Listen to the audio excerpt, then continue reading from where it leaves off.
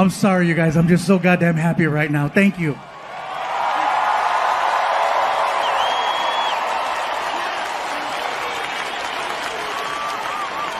I wish my mom were here to see this. You have no idea.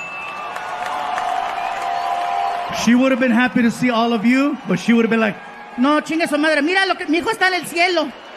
Anda ya con Jesus in the sky. Mira. That is amazing. Some of you guys okay? I heard a cough over there. You all right? Don't cough. They just let us come back. I would rather you fart than cough. If you feel another one of those coming, just hold your face, convert the energy, and blow it out the back. All right? And I know the people behind you are like, no, don't do that. Don't do that. You let it rip. And if the people behind you can't smell it, then they got COVID. Okay? That's a free home test. Anyway, so during 2020, my dogs and I, the most normal thing we could do was just take a drive. Okay, drives, you could just get in the car. Nothing was open, but you could take a drive. And so we get in the car, and I put on this playlist and just drive. Eventually, we went out looking for food. And I know that sounds crazy to say it that way, but remember, 85% of the underlying conditions. I never once set foot in a market because I was afraid. All of my food came from friends and street vendors. Yeah. Yes, I support street vendors in case anyone's wondering.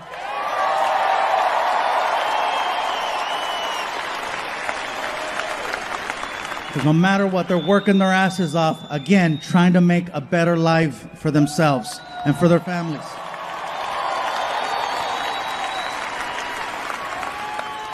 After leaving a taco stand one night, I realized that a lot of people needed to step out of their comfort zones in order to find alternative ways of making ends meet. I made the mistake one night of assuming the guy working the stand was Mexican. He wasn't. I even spoke Spanish to him, which is a no-no. The rule is, when engaging a brown person, you must speak English to them first, and then if there's a language barrier, then you go to Plan B high school Spanish. You start off in English. Hello, sir, may I? ¿Qué? No entiendo. ¿Qué pasó? Oh, hold on. I got this. Hola. Yummy. So I walked up to this guy at the stand, and I was like, he reminded me of a tío.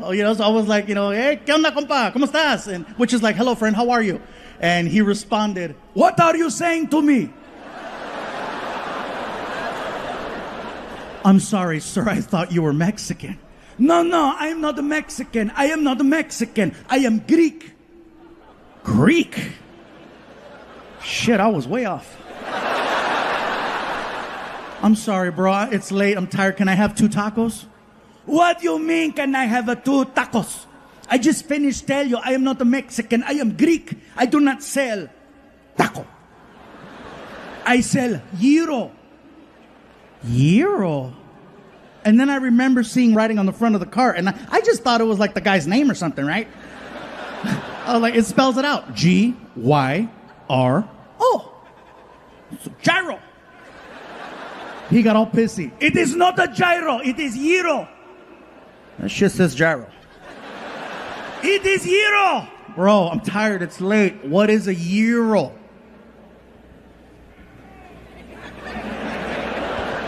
It's like a taco. Give me 2. Eventually, businesses started opening their doors and allowing us to go back inside. And I'll tell you guys right now, my big guilty pleasure is Starbucks, okay? That's my guilty pleasure. I'm all about a Starbucks drive-thru. But the difference is, when you have the option of going inside versus drive-thru, that's one thing. But when they tell you can't go inside anymore, and then they tell you can, you kind of miss. Like me, I couldn't wait to go back inside when they said the doors are opening up. I couldn't wait to go in and order from a counter and talk to a person and look at a menu. I didn't mind. I showed up early. Got my dogs with me. I didn't care. We walk into Starbucks. And I know they did this over in Long Beach. I'm not sure if they did this here, but they put stickers on the floor. And so there I am standing on this freaking sticker. I got my dogs just chilling, standing there looking like a third grader.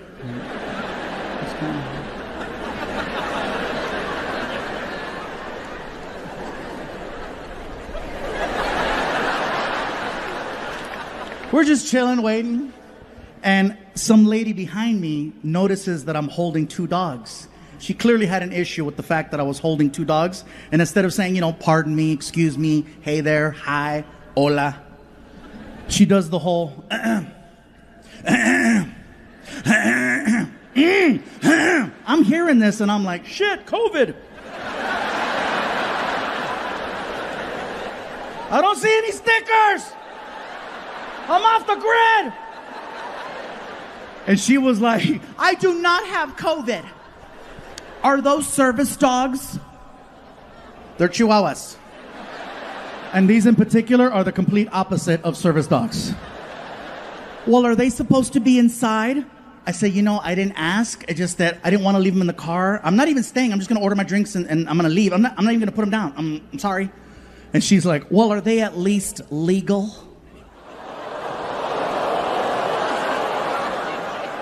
You're going to ask a Mexican if his dogs are legal? Fortunately, next in line. Thank God. So I get to the front, and now I'm worried because the lady has me thinking in the back of my head that I'm doing something bad, that I'm about to get scolded or kicked out. So I'm trying not to make eye contact with the guy. So I'm just looking at the menu, and I hear him. Dogs. Oh, hi, bro. Sorry about that. Sorry. I know. They're adorable. What are their names? Oh, well, this is Vinny. This is Risa. They're so cute. Oh, thank you. And then here comes another barista, and she's like, I see dogs. I'm sorry. They're adorable. What are their names? I said, oh, well, this is Vinny. This is Risa. They're too cute. Well, thank you. So I place my order. And then the girl barista, she goes, yes? I gotta tell you something about your dogs, right? I know, I'm sorry, I just didn't want to leave them in the car. What are the little ones gonna have?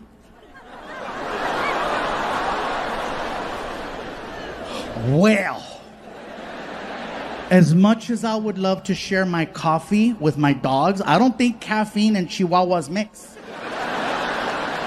No, silly. Maybe your little puppies would like a puppuccino. Okay, you see that shit? Now you're vocal. When I talked about the stickers, we don't know nothing about stickers, but un pinche puppuccino all freaking day, right? Sorry.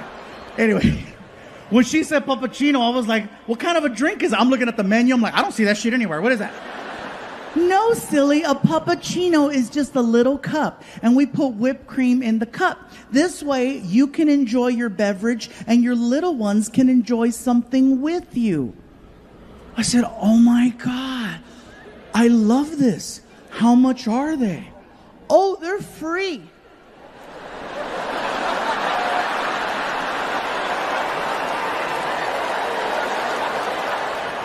Tell me more. You have two little puppies, so you get 2 free puppuccinos. Oh my God. Can I have a third one? Oh, is there another little puppy we're missing?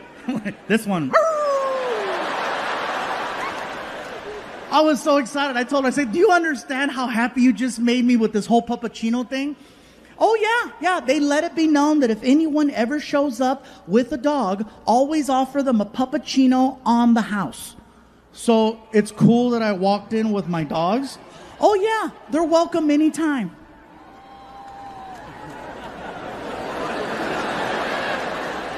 I'll just tell you guys right now, I am very petty. I am so petty. I was like, can you say that louder? Your puppies are welcome anytime. I'm not going to lie. I felt a little bit like Canelo. I did. I couldn't help it. I turned around. I was like, hey, you hear that, bitch mother? I know some of you just found out Martin is real because you finally get to see him, right? And if you're Mexican, yes, he looks like Machete. Or Marco Antonio Solis. If you're white, he looks like the Big Lebowski. Wow. This is awesome. And Martin wasn't lying, you guys. We started off in freaking garages and backyard barbecues and quinceañeras and weddings. And now it's like, this is home for us. The biggest thing I've ever done will be tonight, without a shadow of a doubt. And I'm glad that we can all be here for this. This is, because after COVID, I wasn't sure what was going to happen. You know what I'm saying? Like, the only good thing I can say about 2020 for me was the fact that for some reason I managed to lose 70 pounds. Yeah. Thank you. Yeah, I lost 70 pounds. People ask me, what's your secret? I said, it's no secret. They closed all the goddamn restaurants. That's a secret. I didn't know how to cook. That was the secret. It was me at home with a Foreman grill making weenies. But yeah, we were on tour in Kalamazoo, Michigan when we got the news that we had to go home. And then we came home and we all turned on our TVs and we watched them lie to us. I'm not trying to be a conspiracy person, but they told us, remember? It's only going to be 2 weeks. That's it. They told us 2 weeks. All right? Ladies and gentlemen, we'd just like to ask that you go home for 2 weeks. Be with your loved ones. Be with your family. Just 2 weeks while we figure things out. Dr. Anthony Fauci has given us some new information to go by. Just 2 weeks. That's all we need. Just 2 weeks. And I apologize for using the same stereotypical old white voice. But that's the one that they used. Because that's the one we listen to in a time of crisis. It couldn't be any other voice. It couldn't be, no hombre, cállate, shut up, mira. No más 2 weeks, okay? No más tú. You're going to go home con tu mamá y tu papá. And if COVID come to the house, you tell COVID, hey, no está aquí, güey. Come back another time. It's okay. Just 2 weeks. It couldn't be any other voice. It couldn't be, I tell you what, this is what you're going to do, goddammit. You're going to take your ass home. You're going to hunker down. You're going to hunker down. And if COVID shows up at your front door, get her done right there to the face. Okay, that's what you're going to do. Just 2 weeks. It couldn't be any other voice. It couldn't be, all right, listen up. Okay, this is what's going to happen. You're going to go home. You're going to be with your family and them, right? And if, you don't want to laugh at the black voice, huh? Whatever, that's your guilt, not my guilt. I'm fine. But yeah, just 2 weeks. That's what they told us. 2 weeks. And 2 weeks turned into 2 months, turned into half a year, turned into a year plus. And little by little, they told us who was most at risk for COVID-19. Come to find out, it's people over 45. Okay? People who are overweight. Here we go. Diabetics, no chingas. Really? Most at risk, Latinos and African Americans. Bye, Felicia. I come to find out I was 85% of the underlying conditions. Over 45, overweight, diabetic, high cholesterol, high blood pressure. Apparently, COVID is my Tinder match. Someone finally wants to swipe right. And her name is Corona. Yeah. The mask thing is still a thing. Some are for it, some are not. Some places it's required, some places it's optional. Biggest complaint I have heard about the mask is that the mask smells funny. And I'm here to tell you, no, it doesn't. You do. You are smelling what everyone has been telling you all these years. And finally, you're smoking what we've been smoking. Oh, yeah. I'll be honest with you. My mask smells delicious. My mask smells like Oreos and Tres Leches cake, okay? If you smell my mask right now, you will Krispy Kreme yourself. It's so good. I feel like selling it on the OnlyFans website to see if I can make some money. Some of you know what's up. Sucio! Yeah, so...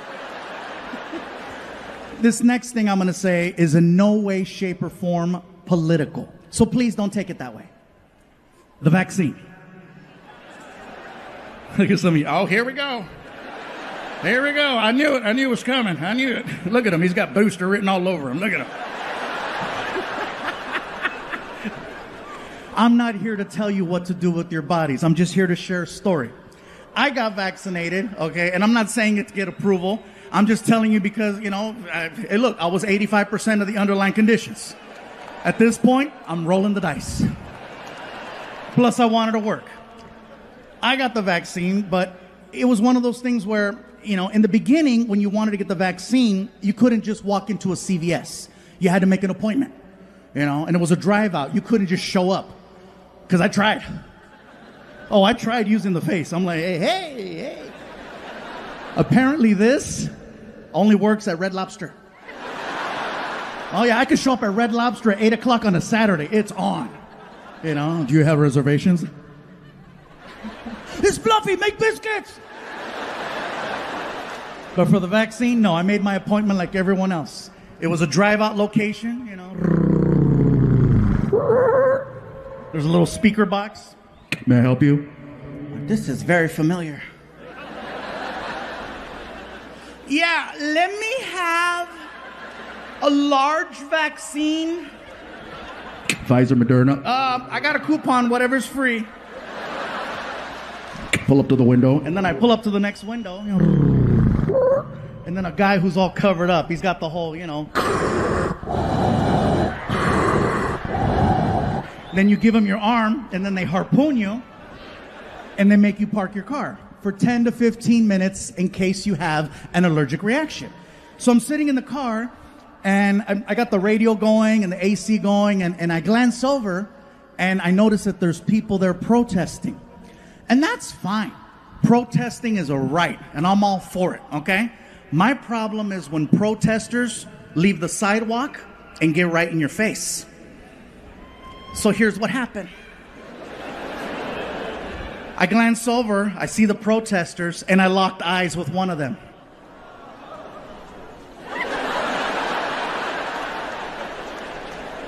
And I could do this all day. I'm in the car, right? I'm like, what?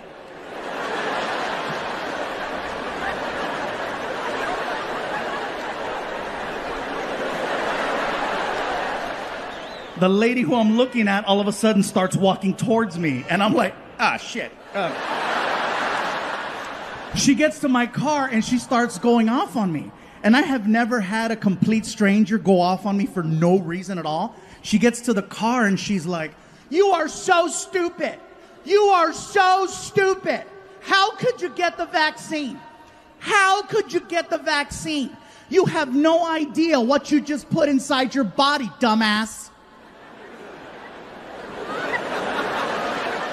I didn't know what to say. I was like, bitch, I eat chorizo.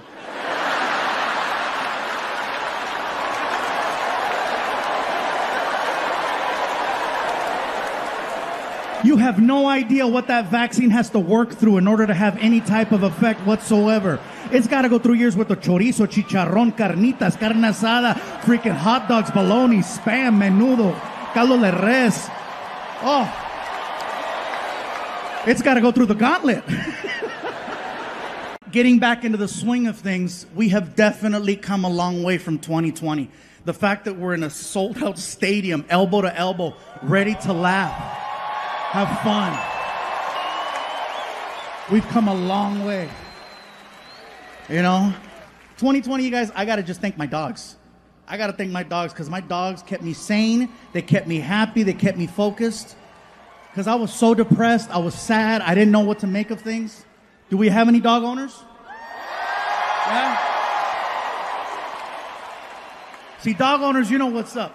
No other animal in the world will give you 100% like a dog.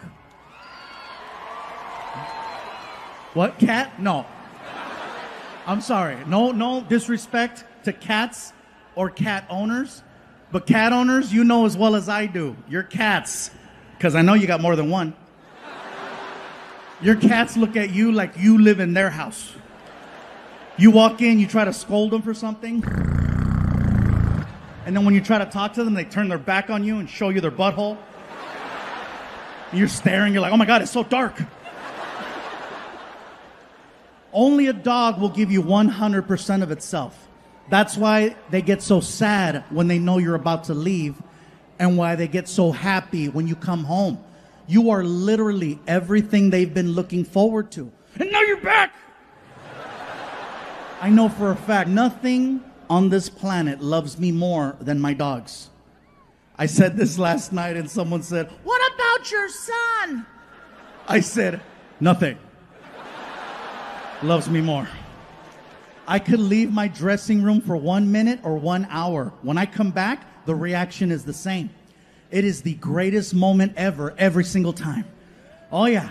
My dog Vinny will jump off the couch and run towards me top speed. And then when he gets to me, he jumps up and down. And he makes a sound like a... You can almost hear, "Where were you? Where were you? Where were you?" And he pees everywhere. I used to get upset that he would do that, but then I thought about it. My dog loves me so much, he cannot control his own bodily functions.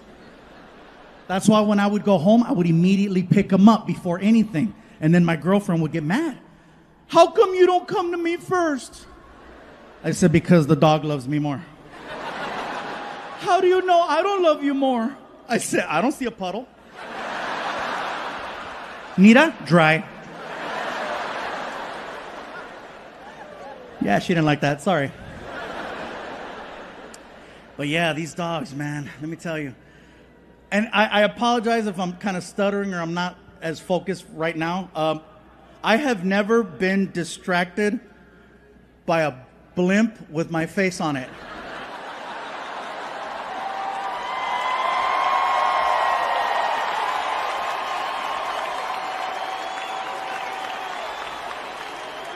I'm sorry, Netflix, but shit, this...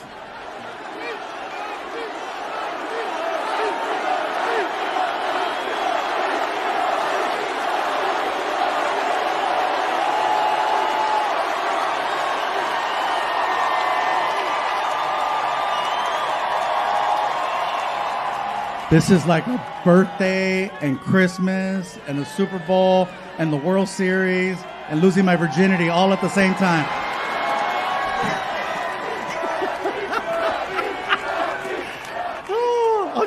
Even saw the lights of the Goodyear blimp. Getting back into the swing of things, we have definitely come a long way from 2020. The fact that we're in a sold-out stadium, elbow to elbow, ready to laugh, have fun. We've come a long way. You know? 2020, you guys, I gotta just thank my dogs. I gotta thank my dogs because my dogs kept me sane. They kept me happy. They kept me focused. Because I was so depressed. I was sad. I didn't know what to make of things. Do we have any dog owners? Yeah? See, dog owners, you know what's up. No other animal in the world will give you 100% like a dog. What, cat? No. I'm sorry. No disrespect to cats or cat owners. But cat owners, you know as well as I do. Your cats, because I know you got more than one. Your cats look at you like you live in their house. You walk in, you try to scold them for something. And then when you try to talk to them, they turn their back on you and show you their butthole. And you're staring, you're like, "Oh my God, it's so dark." Only a dog will give you 100% of itself. That's why they get so sad when they know you're about to leave and why they get so happy when you come home. You are literally everything they've been looking forward to. And now you're back. I know for a fact, nothing on this planet loves me more than my dogs. I said this last night and someone said, "What about your son?" I said, "Nothing. Loves me more." I could leave my dressing room for 1 minute or 1 hour. When I come back, the reaction is the same. It is the greatest moment ever, every single time. Oh yeah. My dog Vinny will jump off the couch and run towards me top speed. And then when he gets to me, he jumps up and down. And he makes a sound like a... You can almost hear, "Where were you? Where were you? Where were you?" And he pees everywhere. I used to get upset that he would do that, but then I thought about it. My dog loves me so much, he cannot control his own bodily functions. That's why when I would go home, I would immediately pick him up before anything. And then my girlfriend would get mad. How come you don't come to me first? I said, because the dog loves me more. How do you know I don't love you more? I said, I don't see a puddle. Nita, dry. Yeah, she didn't like that, sorry. But yeah, these dogs, man, let me tell you. And I apologize if I'm kind of stuttering or I'm not as focused right now. I have never been distracted by a blimp with my face on it.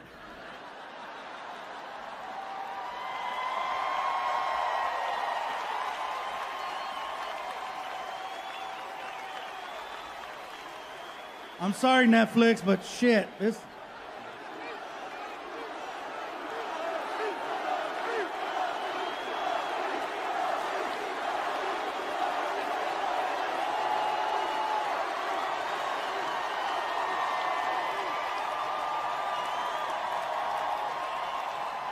This is like a birthday and Christmas and the Super Bowl and the World Series and losing my virginity all at the same time.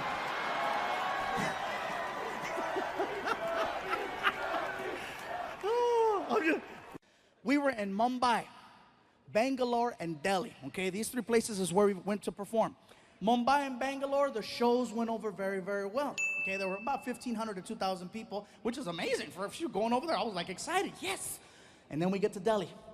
And when we got to Delhi, you guys, it got a little crazy. Martin walks out on stage and the crowd recognized him. And they started chanting, Martin!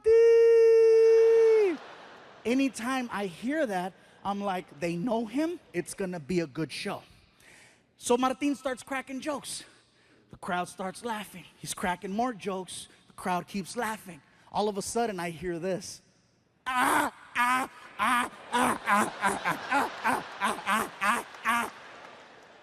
Martin doesn't say a word to them. He gets off stage, next comedian comes out, and then Martin comes over to me and he says, bro, I don't know what's going on, man. I don't know what's going on out there. There's these three guys in the front row. They're laughing like Klingons from Star Trek. I'm not gonna address them. I'm gonna save them for you. I was like, oh, thank you.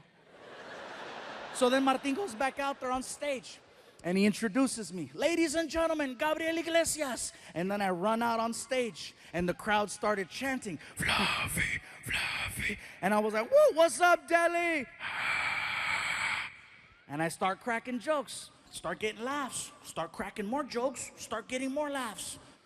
And then it happened.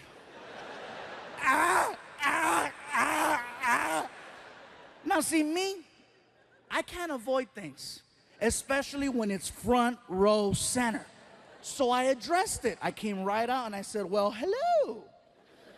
I said, what do we have here? I said, so where are you guys from? And the guy in the middle looks at me and he goes, we are from Germany. I said, cool, we have Germans in the house. And the whole crowd got really weird. You could hear them.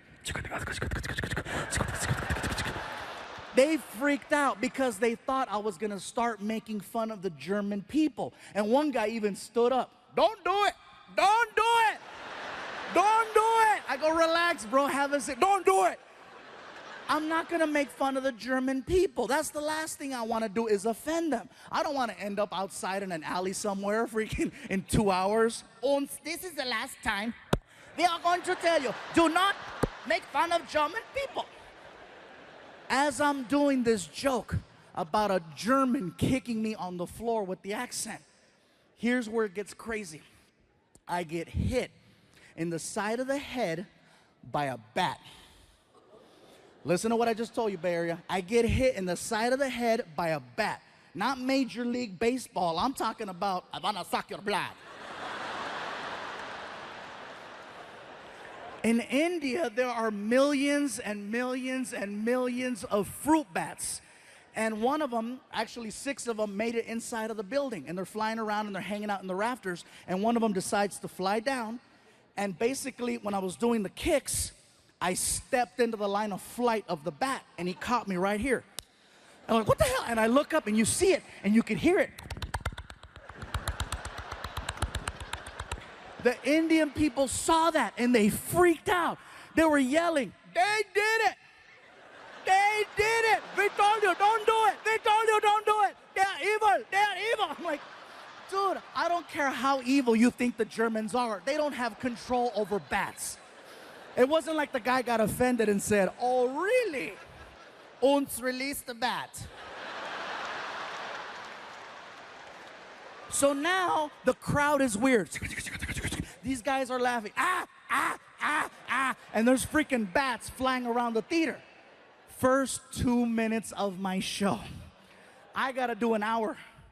And now I've already lost the crowd. They're freaking out. These guys are laughing weird. I'm nervous. It's my first time there. I don't know how to get out of this.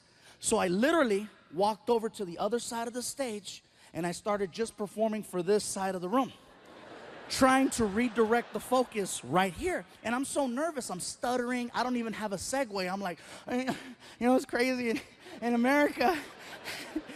Everybody in America likes drinking, you know, it's real crazy. Like for example, Mexicans, most Mexicans, we like drinking tequila. Most black people like Hennessy. Most white people like Jaeger. Here in India, you guys like Fanta. And when I said Fanta, the crowd went crazy because it was such a local reference. They freaked out. They were like screaming, oh my God, he knows, he knows. They started singing, Fanta, Fanta, don't you want Fanta, Fanta, don't you want Fanta, Fanta. The roar was so big, it allowed me to restart my show. So I started cracking new jokes and more jokes and these jokes and those jokes. 5 minutes go by. 5 minutes go by. All of a sudden, the Germans got offended at the fact that I left them out of my drinking joke. The one in the middle stands up and he approaches the stage. Now this stage has got to be about 5 feet tall. The guy's head was about this high. He was like 6'4". He looks at me and he starts pointing and he's yelling, hey, fat man! Fat man! What about us, huh? What about the Germans? What do we drink? I was like, dude, that was like 5 minutes ago. We were giving you a chance. What do we drink? I'm like, first of all, sir, I apologize. I'm really nervous right now. I had no idea there was gonna be Germans here tonight. Yeah, felt like Poland. I don't care if you laugh or not. That's a smart-ass joke. That's a smart-ass joke. It's not my fault some of you pendejos failed history. You better Google that and find out why it's so damn funny. So, all the older white people are, God damn it, yeah. So anyway, so I'm standing there and I go, listen, sir, you need to have a seat, okay? The people are getting nervous. You need to have a seat so I can finish the show. And the guy, he refuses. I will not sit down, fat man, until you tell us what we drink. I go, listen, I don't know what you guys drink. And the Indians are being so cute. They're trying to help me. They're yelling, hey, they like Fanta too. And the guy was like, we do not like Fanta. I'm like, dude. I go, sir, please have a seat. I will not have a seat until you tell us what we drink. Tell us, fat man. I go, listen, sir, you need to sit down and you need to stop calling me fat man. Now it's starting to bother me. This is like the 6th time he does it. And I didn't just lose 100 pounds to now get called fat man. So I go, sir, if you don't have a seat, we're gonna have a problem, especially if you call me fat man again. And he freaking did it. What are you gonna do, fat man? What do we drink?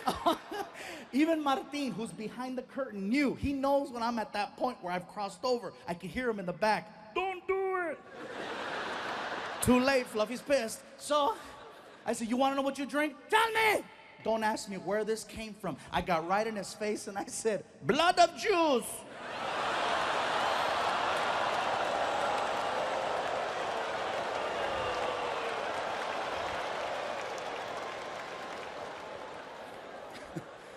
Now, see, automatically, you guys gave me a whole different reaction. In Delhi, that was probably the most shocking thing ever said on that stage. So shocking that 2,000 people at the exact same time got so quiet, you guys, so quiet. You could hear everyone's ass just...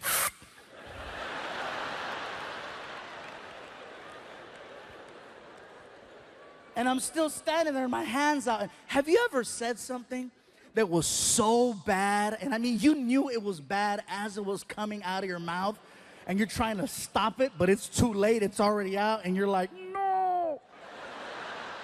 And it's too late. Blood of Jews is all over his face, right?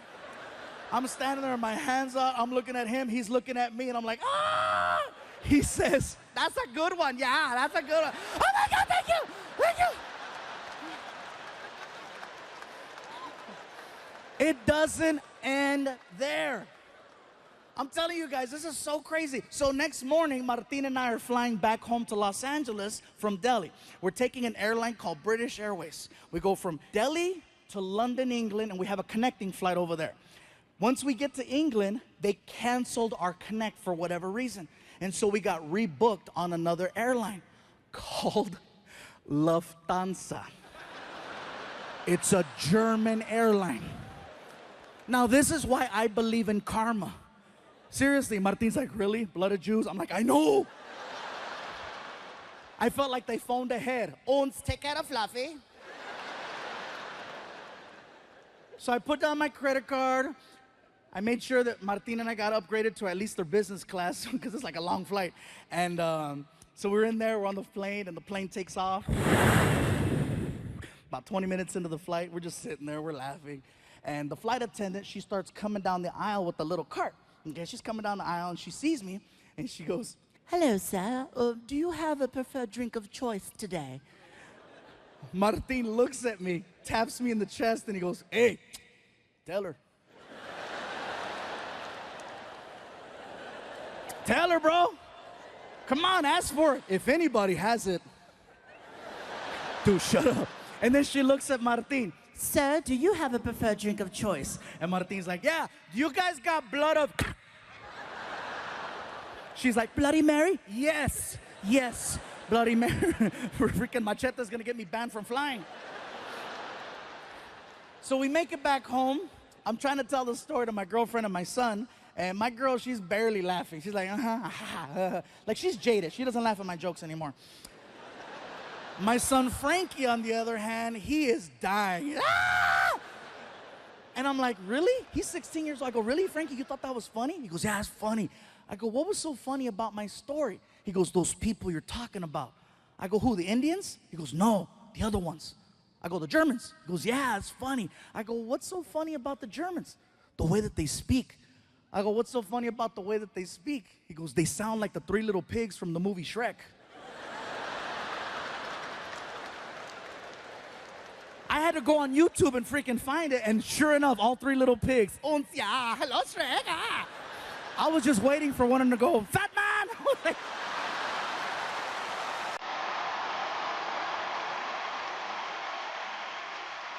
Sometimes...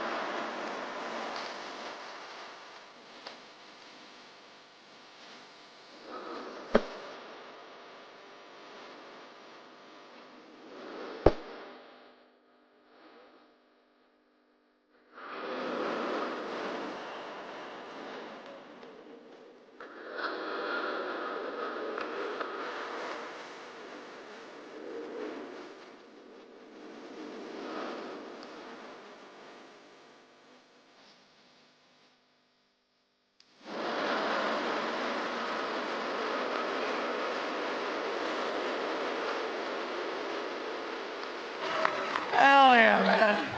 Oh, and by the way, before I forget, I know I have a habit in my shows of sometimes throwing a little Spanish in there. If you don't understand Spanish, I do apologize, okay? I promise I will be translating. I don't want anybody freaking out or reporting me to the management with concerns or issues, you know. What the hell is going on in there?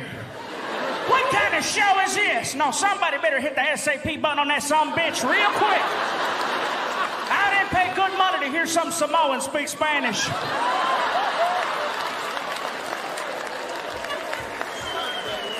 I'm not Samoan, I'm fluffy. I didn't know why the guy thought I was Samoan, you know? And I've had this happen a couple times where people go, are you Hawaiian? I'm like, no. No, not just a shirt. I thought it was just a shirt, but no, how could it just be a shirt? Just because you wear a freaking sombrero, that doesn't make you Mexican. I see white people Cinco de Mayo wearing a sarape, walking a donkey with a sombrero. You don't look at him and go, hola, amigo. No, you're like, hey, Ted. Hi. You know, and he's walking around, hola, come on. Come on, stupid donkey. Donkey, come on. I don't get it, man. I'm just trying to do my own thing. But it's funny, though. I didn't know why the guy thought I was Hawaiian until I actually went to Hawaii. I found out that Hawaiian people actually look like swollen Mexicans. They do. I got off the plane. I looked around. I was like, oh, my God, my family. Even they were like, aloha, brother, lo que le, malo, malo. Órale.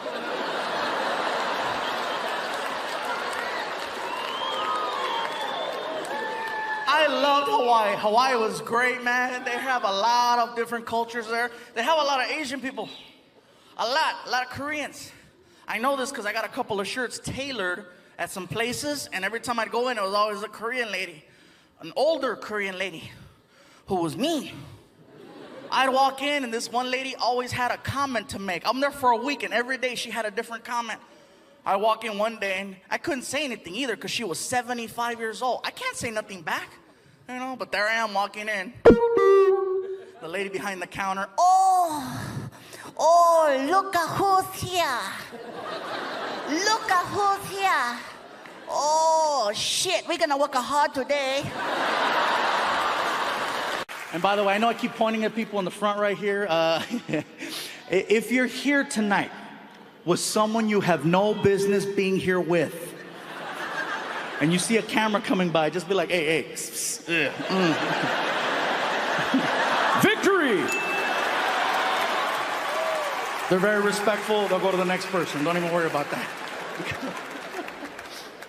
Before I forget, you guys, I would like to thank the Allstate Arena for providing some amazing accommodations backstage. Let me tell you right now, I love my dressing room for the simple fact that it has basic things that I really like light switches. A lot of these arenas are now starting to go green, and so they're taking away the light switches and they're replacing them with sensors. Sensors are cool when they work. You know what I mean? Like when you're 10 feet away and it senses you and the whole room just... What I don't like is that when they're messed up, then you have to walk into a dark-ass room and establish your presence.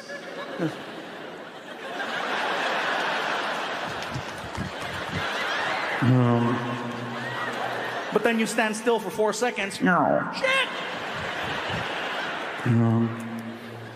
In addition, backstage, my sink has knobs on it. I have control of the temperature and the pressure of the water, which in the Chicago area I believe is very important, especially in the winter.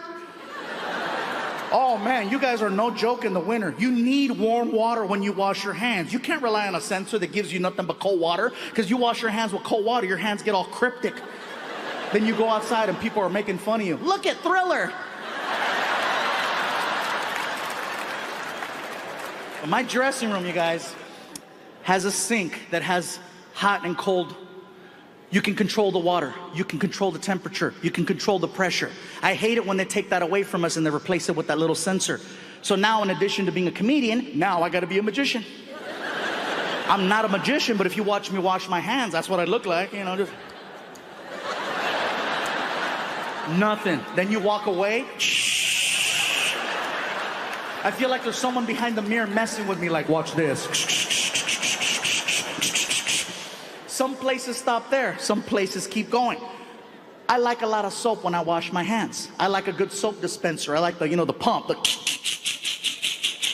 I hate it when they take that away from us and then they replace it with that little spout that goes next to the faucet. You stick your hand under it and it gives you that little booger of soap. You know what I mean? That little moco, you put it under. You know you need more, so you pull it out and then you go back in, but the sensor's like, no, it's still you. Now you gotta trick it, right? Once you get enough soap on your hands, now you gotta try to wash it off. But you can't wash it off then and there because the timer for the water has timed out. So now you have to back up and now you have to put on a second performance. Now it's a race to get that soap off your hands. Once you get the soap off your hands, now you gotta try to dry your hands. Some places still give you a towel, some places give you paper towels. Some take the paper towels and they put them in a box on the wall. with another sensor. And there you are. 3 inches of paper. 3 inches, Chicago. You can't do anything with 3 inches. Ask any woman, they'll tell you.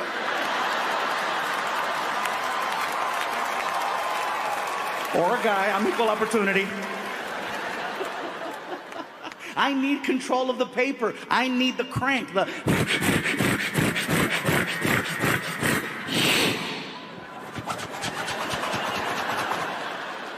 Some places stop there, some places keep going. Have you ever walked into the bathroom stall, closed the door, locked it, turned around, looked at the toilet, and seen a blinking red light on the wall? And you're like, really? Here too?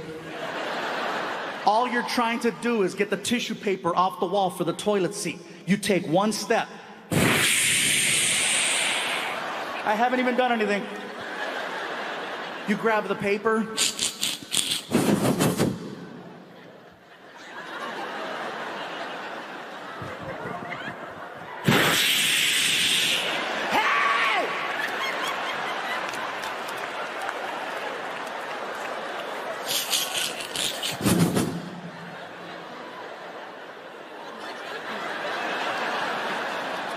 You turn around and you put it on like a cape. And you let it slide down your back while you slowly try to time it just right. And just as you're about to sit down, somebody always walks into the bathroom and distracts you. Huh? But it's too late. Your knees are bent. And unless you do CrossFit, you're not coming back from that one. Then your bare ass touches the seat. And you're like, ah! And just when you think it can't get any worse, and all this water splashing up, hitting you right in the ass. And then the water goes down the drain and it creates that air vortex that goes right between your legs. So now you have a tsunami in the back. You have a tornado in the front. And who's the victim? Pikachu. And he's holding on for dear life. You haven't even made magic yet and you've already been violated by plumbing. Now you do what you need to do. You finish. Now it's time for cleanup, time for maintenance. So you reach over for the toilet paper, and the problem with using the restroom nowadays is that most venues, including this one, instead of putting a human-size toilet paper roll inside of the human-size toilet paper roll dispenser, they take their ass to Costco or Sam's Club or one of these places where you buy in bulk, and they buy that giant gorilla roll of toilet paper. And then they come back here and they force it into that little tiny compartment. And then they close the door on it. So now this giant wheel is locked in place. You can't even spin it. You're just... You can't even find where it starts because they glue it. Out of desperation, you gotta pull out your car keys and cut into the side of it like a bag of cocaine on Narcos. Then you get the paper, you try to wipe.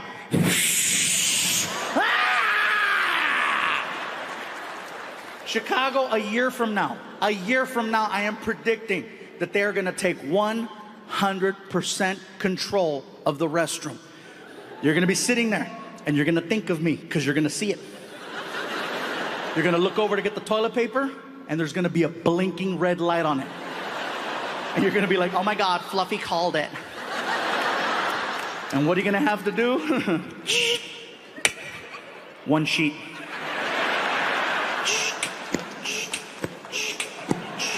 You're gonna get frustrated and just sit on it.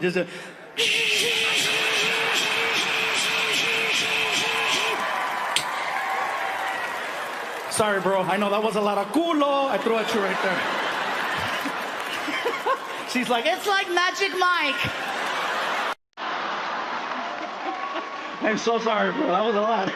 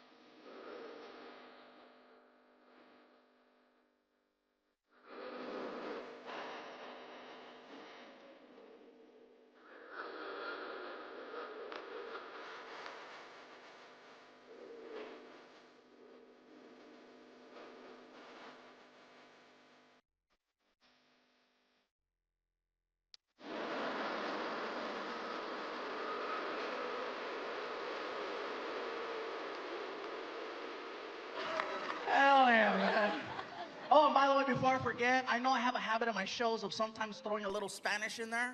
If you don't understand Spanish, I do apologize, okay? I promise I will be translating. I don't want anybody freaking out or reporting me to the management with concerns or issues, you know. What the hell is going on in there?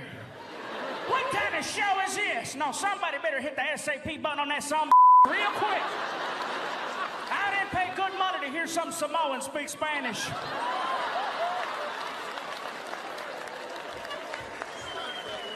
I'm not Samoan, I'm fluffy. I didn't know why the guy thought I was Samoan, you know? And I've had this happen a couple times where people go, "Are you Hawaiian?" I'm like, no. No, not just a shirt. I thought it was just a shirt, but no, how could it just be a shirt? Just because you wear a freaking sombrero, that doesn't make you Mexican. I see white people Cinco de Mayo wearing a sarape, walking a donkey with a sombrero. You don't look at him and go, "Hola, amigo." No, you're like, "Hey, Ted. Hi." You know, and he's walking around, "Hola, come on. Come on, stupid donkey. Donkey, come on." I don't get it, man. I'm just trying to do my thing. But it's funny, though. I didn't know why the guy thought I was Hawaiian until I actually went to Hawaii. I found out that Hawaiian people actually look like swollen Mexicans. They do. I got off the plane. I looked around. I was like, "Oh, my God, my family." Even they were like, "Aloha, brother. Lo que le, malo, malo." Órale.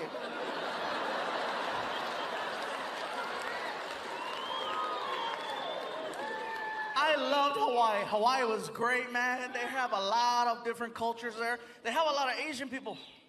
A lot of Koreans. I know this because I got a couple of shirts tailored at some places, and every time I'd go in, it was always a Korean lady.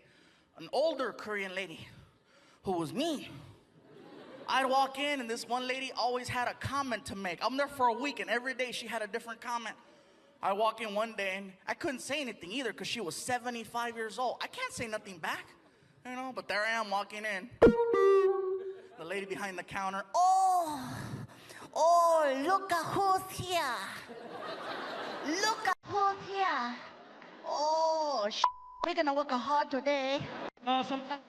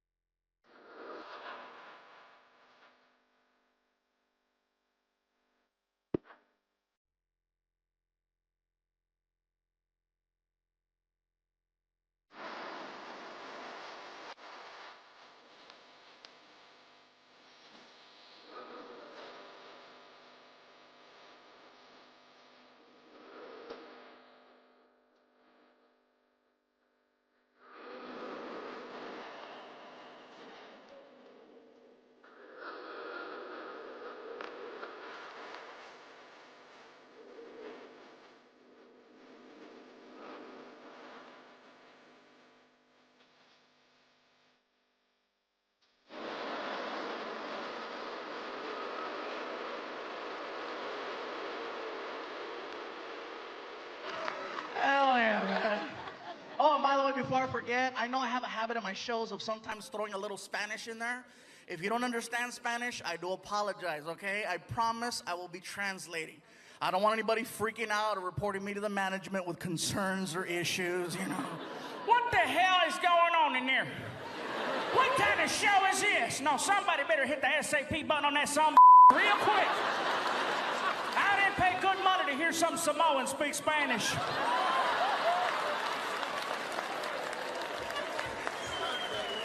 I'm not Samoan, I'm fluffy. I didn't know why the guy thought I was Samoan, you know? And I've had this happen a couple times where people go, "Are you Hawaiian?" I'm like, no. No, not just a shirt. I thought it was just a shirt, but no, how could it just be a shirt? Just because you wear a freaking sombrero, that doesn't make you Mexican. I see white people Cinco de Mayo wearing a sarape, walking a donkey with a sombrero. You don't look at him and go, "Hola, amigo." No, you're like, "Hey, Ted. Hi." You know, and he's walking around, "Hola, come on. Come on, stupid donkey. Donkey, come on." I don't get it, man. I'm just trying to do my thing. But it's funny, though. I didn't know why the guy thought I was Hawaiian until I actually went to Hawaii. I found out that Hawaiian people actually look like swollen Mexicans. They do. I got off the plane. I looked around. I was like, oh my God, my family. Even they were like, aloha, brother, lo que le, malo, malo. Órale.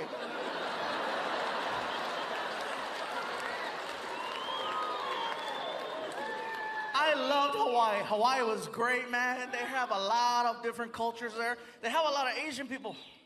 A lot of Koreans. I know this because I got a couple of shirts tailored at some places, and every time I'd go in, it was always a Korean lady, an older Korean lady who was mean. I'd walk in, and this one lady always had a comment to make. I'm there for a week, and every day she had a different comment. I walk in one day, and I couldn't say anything either because she was 75 years old. I can't say nothing back, you know, but there I am walking in. The lady behind the counter, oh, look at who's here. Look at who's here. Oh, we're gonna work hard today. So I get a letter in the mail from my old high school, and it's like, you know, time for the reunion. My girlfriend saw the letter. She's like, ooh, your reunion. I go, yeah, my reunion. When is it? When are we going?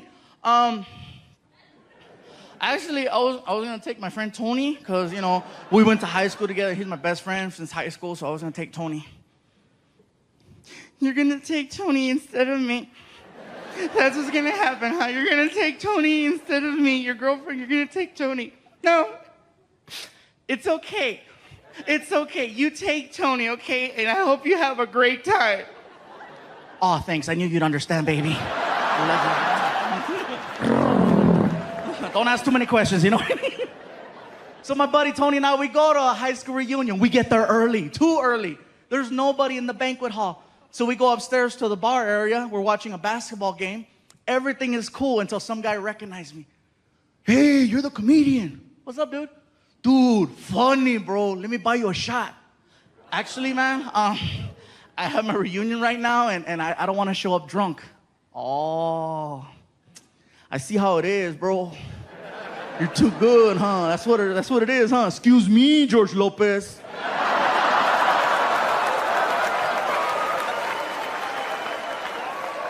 Let's do the stupid shot. All right, bartender shot. So he freaking makes a double. And we freaking cling, cling, and slammed it. I'm like, oh, thank you, man. Thank you. Let's do another one. Oh, hey, man, I'm okay. Thank you. See how it is, Paul Rodriguez? Let's do another shot. And he kept this pattern going. He must have had like 7 comedians behind his freaking wallet, you know? One after another. I got so drunk. I was that level of drunk where you can't even walk straight. You got to look at the ground to navigate. You know, you're just kind of... I get to the reunion. There's a lady at a table, and she's got stickers on the table that say, hello, my name is. And then with a Sharpie, you write your name. I was so drunk, I couldn't even write Gabriel. I wrote Flaco, which is Spanish for skinny. So, you know, I freaking write that, stick it on, and we walk in. The party's going on, you know. I'm trying to find a table. My buddy Tony took off. I couldn't find him. I'm sitting there. I'm like, oh my God. Oh my God. All of a sudden, the lights come up, and the class president is holding the microphone. Hello, everyone. Welcome to the Wilson High School class reunion. Let's just cut to the chase, find out what everyone's been up to, and keep the party rocking. So she pulls out a list. Who's done this? Who's done that? Who has the most children? Some girl in the back. 7. Everybody's like, puta. Now you remember. Okay. All right? She keeps going down the list. Who's done this? Who's done that? Who's been on television? Everybody at my table who wasn't talking to me before, you know, they weren't talking to me before. Now they're like, right here, right here, right here. I'm like, no, shh. Sure enough, here comes the girl. Oh, we have a celebrity over here. Come on, say something. Get up here, Flaco. Come on, Flaco, get up here. No, I'm okay. Oh, come on, get up here. Are you too good or what? So I got mad and I jumped up. I'm not too good.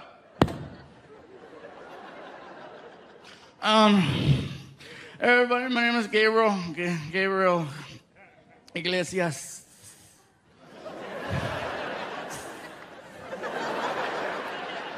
I don't want to say a whole lot right now because I've been drinking and I don't want to say nothing stupid. It's really nice to be here with everybody.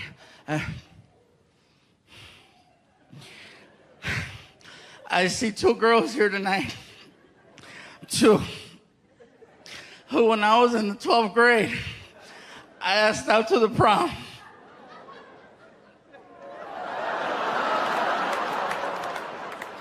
And they said no. But you know what? It's okay. Let me go. It's okay. You know why it's okay? Because like she said, I've been on TV. And you two girls who said no, you got fat. One of them yells out, You're fat too. I know I'm fat, but I was fat in high school. I kept my figure, why couldn't you? So during 2020, my dogs and I, the most normal thing we could do was just take a drive. Okay, drives, you could just get in the car. Nothing was open, but you could take a drive. And so we get in the car, and I put on this playlist and just drive. Eventually, we went out looking for food. And I know that sounds crazy to say it that way, but remember, 85% of the underlying conditions. I never once set foot in a market because I was afraid. All of my food came from friends and street vendors. Yeah. Yes, I support street vendors in case anyone's wondering.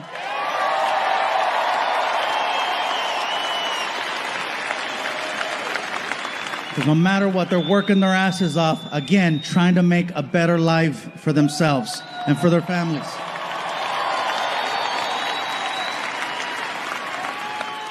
After leaving a taco stand one night, I realized that a lot of people needed to step out of their comfort zones in order to find alternative ways of making ends meet.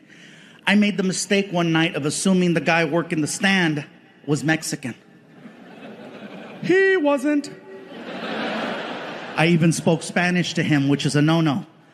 The rule is, when engaging a brown person, you must speak English to them first, and then if there's a language barrier, then you go to Plan B high school Spanish. You start off in English. Hello, sir, may I? ¿Qué? No entiendo. ¿Qué pasó? Oh, hold on, I got this. Hola. Yummy. So I walked up to this guy at the stand, and I was like, he reminded me of a tío, so I was like, hey, ¿qué onda, compa? ¿Cómo estás? And which is like, hello, friend, how are you? And he responded, what are you saying to me? I'm sorry, sir, I thought you were Mexican. No, I'm not a Mexican. I am not a Mexican. I am Greek. Greek? Shit, I was way off. I'm sorry, bro. It's late. I'm tired. Can I have 2 tacos? What do you mean, can I have 2 tacos? I just finished telling you I am not a Mexican. I am Greek. I do not sell taco. I sell gyro. Gyro? And then I remember seeing writing on the front of the cart, and I just thought it was like the guy's name or something, right? I was like, it spells it out. Gyro. Gyro. He got all pissy. It is not a gyro. It is gyro. That shit says gyro. It is gyro. Bro, I'm tired. It's late. What is a gyro?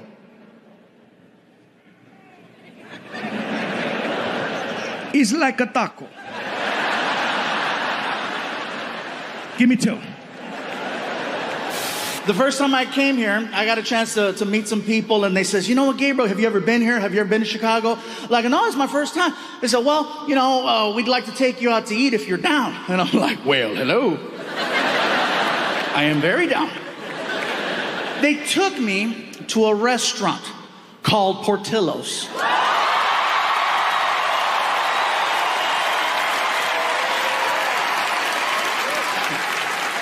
You heard of it? So we get there, and it was very, very good. The hot dogs were delicious. I had a chicken chop salad. It was amazing. Had a beef dip, really, really good. But it wasn't until the meal was almost over that these new friends of mine said, we'd like for you to try something you might not have ever had before. And I'm like, that's not likely. I said, well, what is it you want me to try? And they said, well, they sell a thing here at Portillo's called a chocolate cake shake.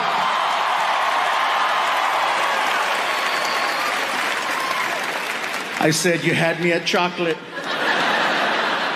They said, well, you got to go up to the special window and you got to order it from the lady. So I'm like, okay, cool. So I get up and I walk over to the lady and she's like, can I help you? I say, yes, my friends are telling me that I need to try this thing called a chocolate cake shake. Okay, what size would you like? How good is it? You want a large. All right, can I please have a large chocolate cake shake? No problem. And there I pay. And she turns around. She turns around and she walks over to this little refrigerator that's on the counter. And she opens it up and she pulls out a piece of chocolate cake. And I'm thinking to myself, she must misunderstood what I said. I didn't ask for a piece of chocolate cake. I asked for a chocolate cake shake. She must have heard what I was thinking because she's walking by and she's like, it's gonna happen.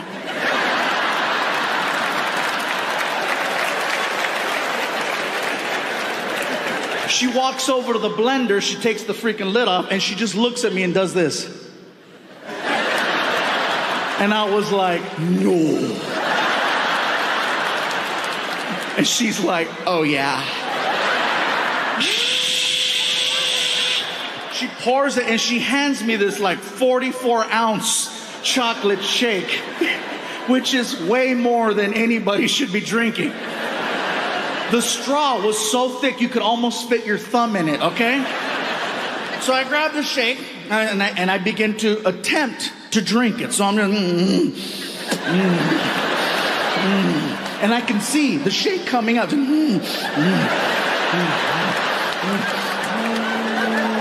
And it hit, and then all of a sudden, woo!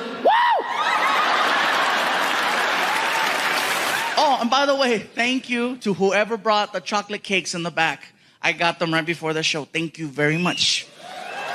Very cool. Somebody brought Chico's tacos too. I thought that was great.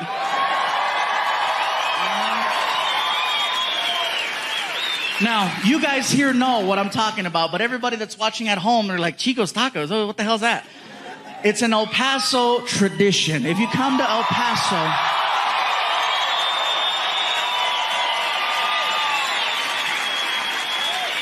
just know that that's right here. That's the tradition in El Paso. I ran into people in other places like Chicago and New York. I'm like, where are you from? El Paso. And I say, Chico's tacos. And they're like, oh. Like, wow, yeah, that's hardcore. It is the craziest food I've ever tried, you guys. Craziest ever. Reason is, they give you these little taquitos and there's like a sauce and you pour it and like the taquitos float and then it absorbs. And I never thought I'd see the day where I could drink a taco. Yeah. And you gotta have that at the end of the night. Don't try to freaking plan out events after going, They'll say, oh, we're going to eat at Chico's and then go to the movies. No, don't do that. Don't do that. You'll be sitting there like, hey, this is a good movie, huh? This is the one where Nicolas Cage comes out and... Anyway, he plays the bad guy in this movie and it turns out really good. Then all of a sudden...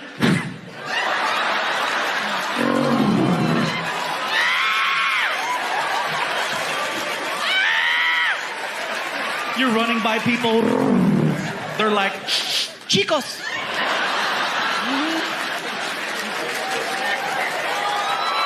El Paso tradition.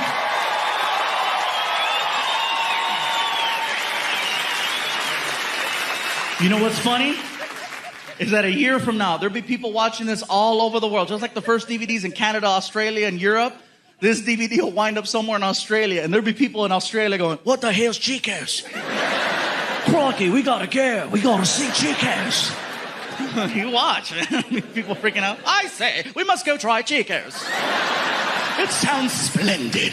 Yes, it does. Drink a taco. I never thought I'd see the day. I'm going to try it. El Paso it is. Office, I sit down, doctor walks in, and we spoke for an hour. In a nutshell, what he says is that he wants to take my stomach, which in his opinion is the size of an NFL football, and he wants to cut it and make it the size of a hard-boiled egg. Therefore, you only eat this much and you lose weight with time. Problem with gastric bypass is that if you don't stick to their program religiously, not only will you not lose weight, you will gain weight, and you'll have a series of complications. And then he asked, do you travel a lot? I'm like, I'm on the road 46 weeks out of the year. He goes, this is not gonna work for you. I'm like, I agree, I like 2 eggs. I said, well, what should I do? He goes, I don't know, but this isn't gonna work. So I left the office. I was bummed out, you guys. I get in my car. I was so depressed because I'm like, someone told me I got 2 years to live. Surgery is my last hope. And so I started crying. I was sad. I was in the car. I'm crying. I'm like, what the hell am I gonna do? And the only thing that could cheer me up was a drive-thru. And I know that sounds crazy. Some of you are like, Isn't that what got you in that position to begin with? yes, but it's the only thing that made sense. There's a reason why it's called comfort food. Think about that. Anytime you see someone eating a burger, they never look sad. They always look happy. You might look sad walking in, you might look sad walking out, but when the actual event of eating a burger is happening, life couldn't be better. That's right. My girl told me that I make sounds when I eat burgers. I didn't know. Apparently I do. I'm eating a burger and I'm like,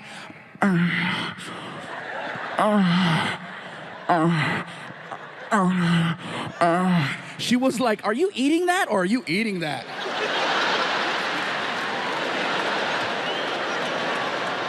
Think about it. Who's sad when they're eating fast food? I'll tell you who's sad. The person eating a salad watching someone eat fast food. That's who's sad. So I pull up to this fast food restaurant with a big M on it. And the guy in the speaker's like, may I help you? And I'm crying. I'm like, you have no idea. What I eventually wound up doing, you guys, is I started low carbing. Now, I am not eating healthy by no means, okay? I still eat fast food every single day. And people question it. How do you eat fast food and lose 100 pounds? I'll give you an example. I'll go to a burger place and I'll order a double cheeseburger. I won't eat the bread, I won't eat the onions, the tomato, the ketchup. I'll eat the meat, the cheese, the mayo, the mustard, and I'll order up to 3 with like 3 diet sodas. And people go, That's unhealthy. The cholesterol's gonna kill you. I agree. But guess what? Cholesterol's gonna take 10 years to kill me. Diabetes is gonna do it in 2. Right now, I'm winning by 8.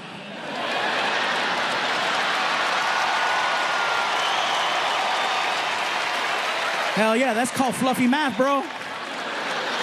There's a lot of people mad in here right now. Fluffy found a loophole. Yes. So I started low carbing, I started doing yoga, and I know that sounds like a joke right there. Yeah, some of you are like, he means yogurt. No, yoga. Freaking DDP helped me, and then I started lifting weights, and it's kind of hard for me, guys, because now I have people at my shows telling me, We're noticing there's a little difference. You're a little less fluffy. What's gonna happen if you keep losing weight? What are we gonna call you? What are we gonna call you? I lift weights, call me Buffy, I don't care. The point is that I'm not trying to lose weight for vanity's sake. I'm very secure.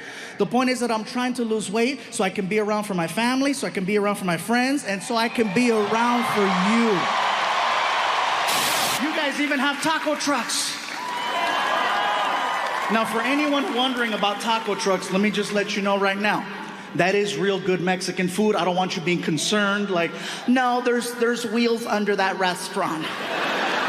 Well, sometimes we don't have a permit, okay? So, but it doesn't mean the food is not good. For me to know that I'm gonna have a good experience at a taco truck, I always research, I look to see who's running the truck. For me to know that I'm gonna have a good time, I wanna make sure that it's an all-female crew. Not to sound sexist, it's just that when it's all women running the truck, they make me feel good about myself. They make me feel special. When I walk up at 1 o'clock in the morning and I have a buzz, they make me feel good. Hello? They come to the window. Hola, mi gordito, ¿cómo estás? ¿Cómo estás, ese gordito, chulito, ese gordito? ¡Qué bonito! A ver, ojitos, ojitos, ojitos. I feel like a kid. I'm like, can I have a taco? Whatever you want me to get, I'll get it for you. Now see, when it's an all-Mexican male crew running the truck, it's late, they're tired, they're bitter. Customer service isn't our strongest point at 1 o'clock in the morning. And then you gotta deal with a drunk knucklehead like me. Hello? And they come to the window. ¿Qué chingados quieres, pinche gordo? What you want? What you want? Hey, what's up, bro? Can I have a taco? Okay, what else? That's it.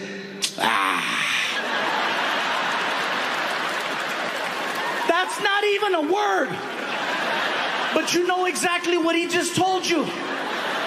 For some reason, Mexican people and only Mexican people have this sound that comes out of us that can just discredit anything you put in front of it. It doesn't matter what it is. We can kill it with that sound. I just graduated from college, top of my class.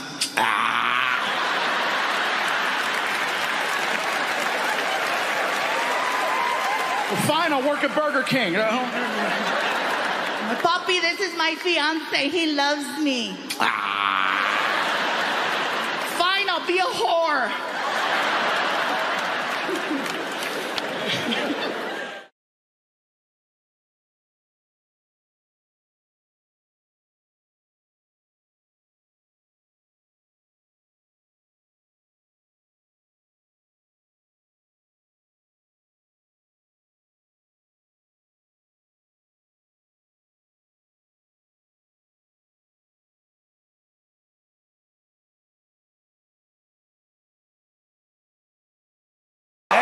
Freaking Miami. This is the only place I can pull this off. I can't wear this in LA. They're, hey, Estoy ciega. It's too much. freaking Mexican DJ Khaled up here. I know, right? Also, I would like to thank, since we're here, Only in Dade. Thank you so much.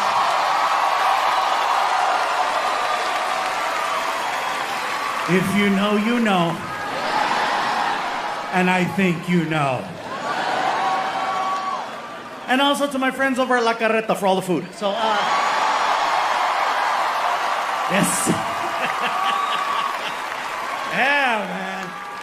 Before we get started, you guys, I would like to thank the Hard Rock Hotel and Casino for the opportunity to record a special. No other entertainer has done a special here yet. Tonight is the first one.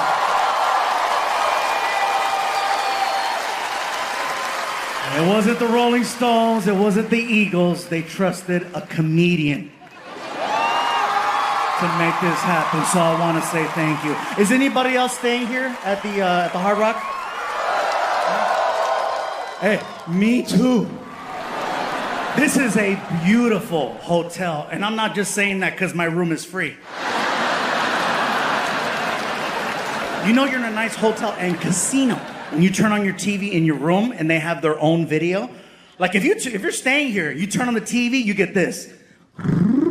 Welcome to the Hard Rock Hotel and Casino.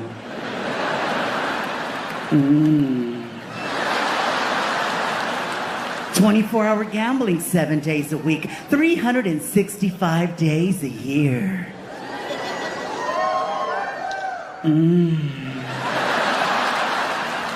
I'm sitting there like, why can't I stop watching this?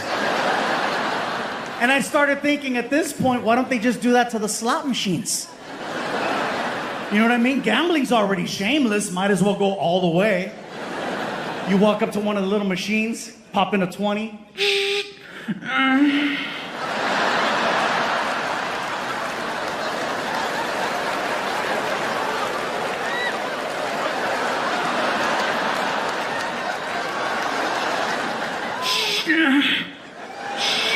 Don't stop. I'm not gonna stop. People are walking by. What are you doing? Trying to get the jackpot. Yeah, man. I'm gonna start the show off tonight with a question. That's not normally how comedy shows happen, but I'm gonna start it off with the question. The question is, who here tonight has never heard of me up until tonight? 5. 2, 5. Okay, to those of you, the 5 of you, I say sorry.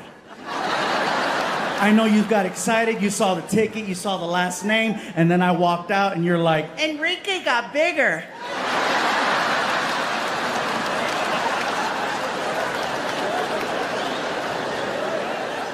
The only reason why I ask who has never seen or heard of me before is because if you have, then you know the type of show that I do. And you know the type of show that I don't do. Like, I'm not here to tell you who to vote for, who not to vote for, what shot to take, or what baby to get rid of. That's not for me to say. And if you're already offended, you just missed the whole point of that. I'm telling you what I'm not gonna do. I promise you, I am here to entertain, not offend. Okay? We're gonna have fun with everybody, starting with me, but I'm just gonna let you know, we are living in a very different time. I've been doing this so long, I always figured as long as I'm being nice, I shouldn't have any issues. But it's a very different time. This is year 27 for me. Yeah. 27 years of being a comedian. And in those 27 years, I never had to worry. You know, when I first got started, 1997, I was clean shaven. Yeah, I had hair. I know, look at some of you. What happened? Huh? Vaccine, I know. I'm kidding. Sorry, Florida. I'm kidding. I said vaccine. Some of you were like, I told you. Yeah, no. Te dije, el gordo dijo, yeah. And oh, by the way, I have some friends that tell me, dude, man, you're making money now. Why don't you get the hair thingy? I said, for what? Well, you know, some women, they want a guy with hair. Well, good for them. And they're not lying. I have gone out with some women that made it a point to tell me that hair was important. One told me flat out, I need to be able to run my fingers through your hair. Yeah? And I told her, hey, look, if you go deep enough.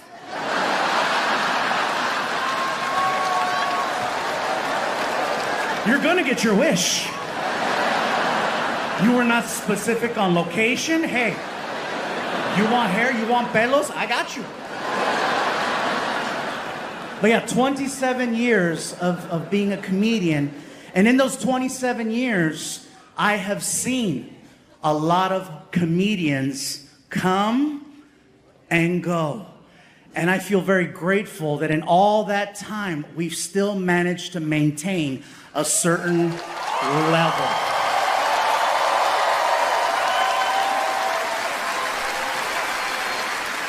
So I feel like we're doing something right, which feels weird to me because now I feel like you gotta be very mindful.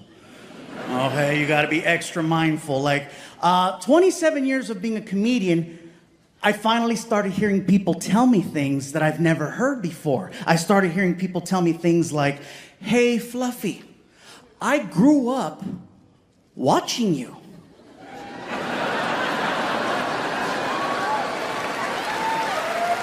Which is an incredible compliment. Because that doesn't just say that you're a fan. That says that you're invested. That says that you've been following this career for a very long time. Some of you, the first time you saw me perform, you were kids.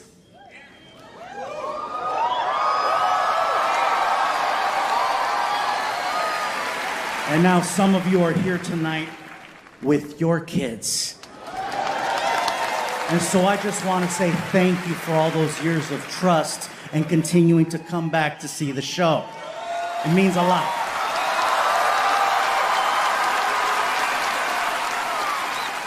Hearing someone say they grew up watching me, that is one of the most beautiful compliments any entertainer can receive. And I understand that now with therapy, that's what that means. Look, I'm not gonna lie, the first time I heard someone tell me that they grew up watching me, I didn't know how to handle it. I didn't know how to process, because nobody wants to feel like they're getting old. So the first time I heard it, I was like, second time I heard it, I was like, buy a hat. The third time I accepted it, I was like, many years ago, when I first got started, all of this was land as far as the eye could see. It was a very different time. And by the way, I don't know why my old voice is white. He just is. I tried doing the Mexican voice, but you don't take him as serious, you know? Just, No, pues chingue su madre, cabrón. Ahí andamos en el rancho y nos mandaron a la chingada, güey. Está bien difícil.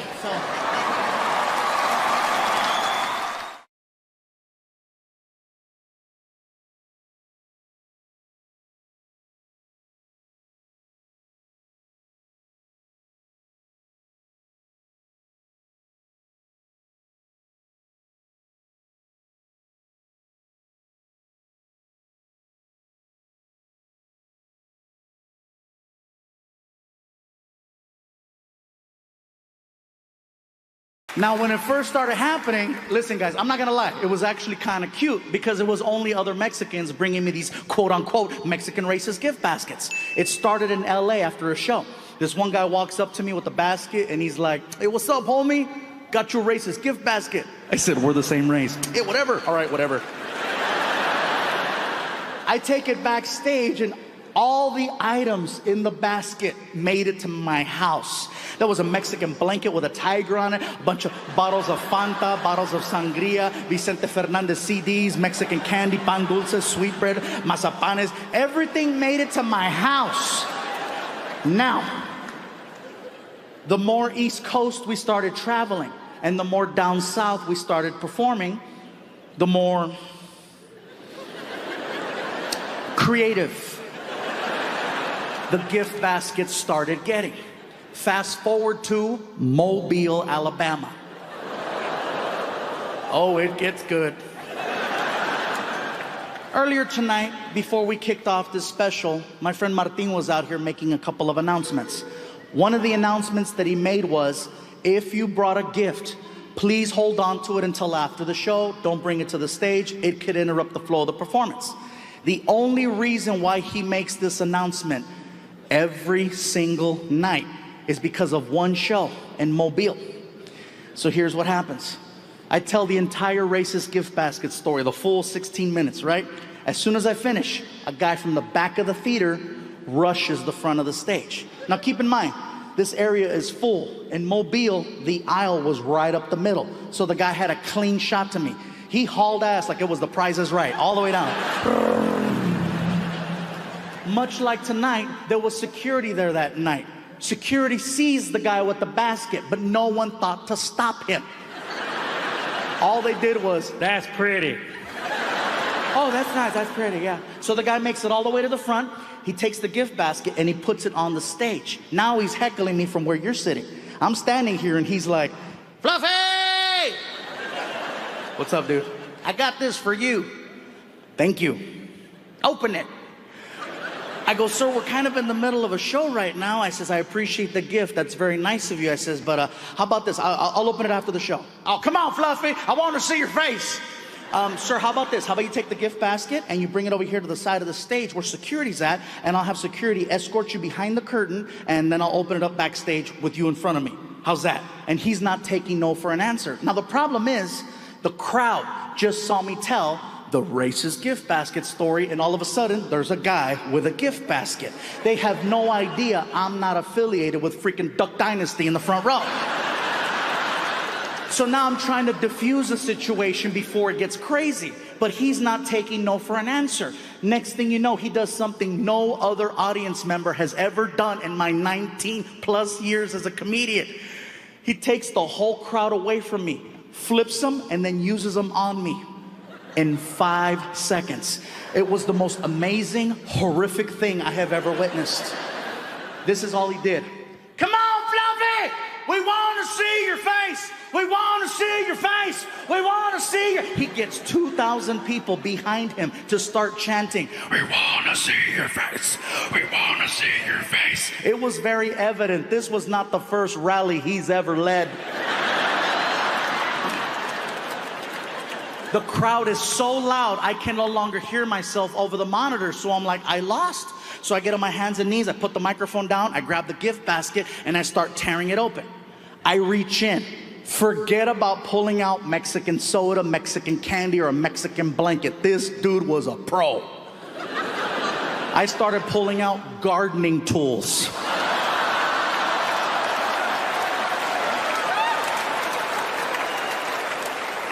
I'm pulling out a rake, a toy shovel, a toy leaf blower. "Dig deeper, Fluffy, dig deeper." I pull out a soccer ball. I go, "Dude, it says Puerto Rico. They ran out of Mexico." I pull out a brick. I go, "What's the brick for?" "The wall." I pull out an actual application for U.S. citizenship. I said, "There's no way this can get any worse." "Dig deeper." I was wrong. I pull out an old school box of Crayola crayons. You know the 64 pack that has a sharpener in the back? Okay. There's a window on the front of the crayon so you can see all of the colors that are in the box. All of the crayons in the box are brown except for one white crayon right in the middle. And I said, what the hell is that supposed to mean? And he looks at me and he says, welcome to my world.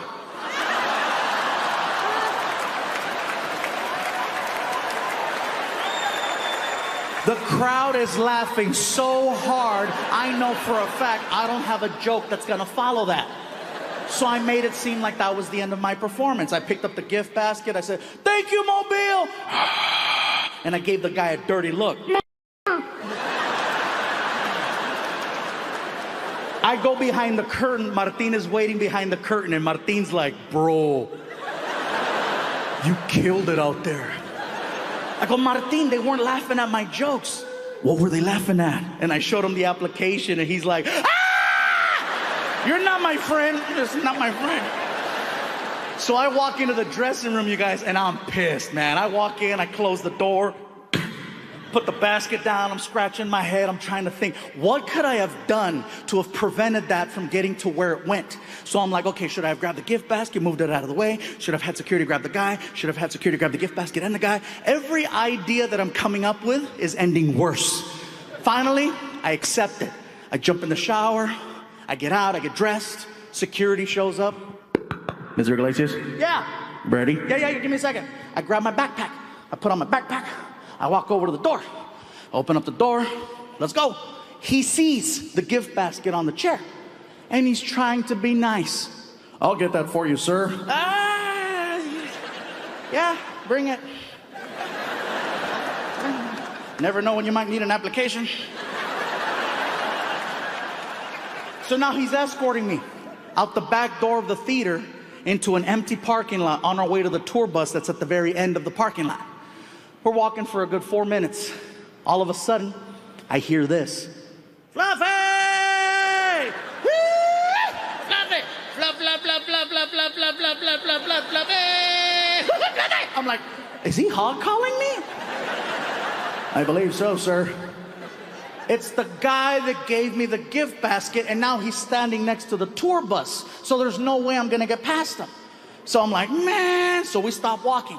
Security's like, would you like me to call for backup? No, you don't need to call for backup. He's not gonna hurt me, it's just gonna get really weird.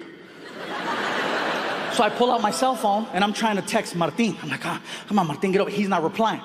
The guy gets tired of waiting next to the bus. So now he's walking towards me, but he's doing it in a really weird way.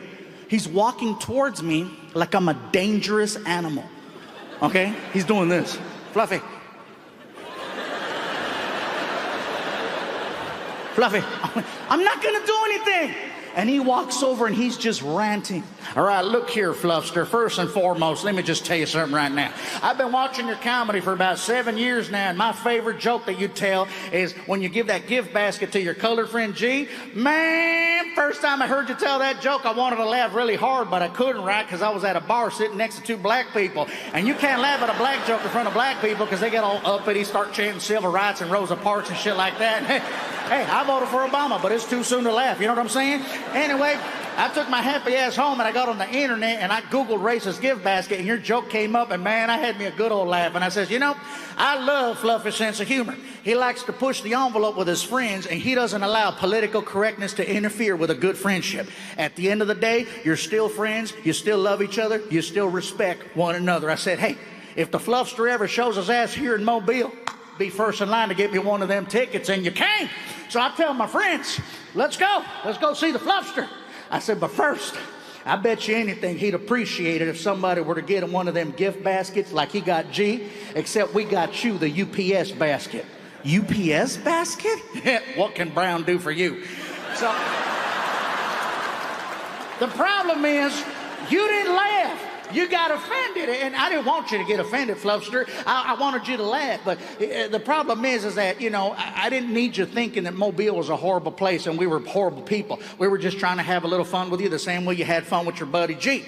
We work very hard here, 40+ hours a week myself, and the amount of money and time that we put into that gift basket is only because we love you.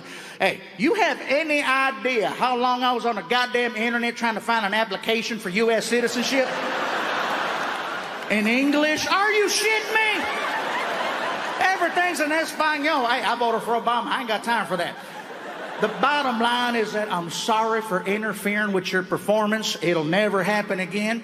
I just wanted to say I'm sorry. And hopefully you'll allow me to take a picture with you. I'm sorry. And I was like, oh my God, I'm a dick. I said, listen, sir, you don't have to apologize. I should apologize. I didn't handle the situation the right way. But you got to look at it through my eyes. I've never had anyone take an entire crowd away from me. That was pretty good, huh? Will you listen? Yes, that was pretty good. Look, I'm very sorry that I got upset. First time that happens, I won't let that happen again. You don't have to apologize. I will be more than happy to take a picture with you. Now see, that's what I'm saying right there. That's what I'm saying right there. All my friends are like, the hell with that beaner. I said, nope, that beaner is good people.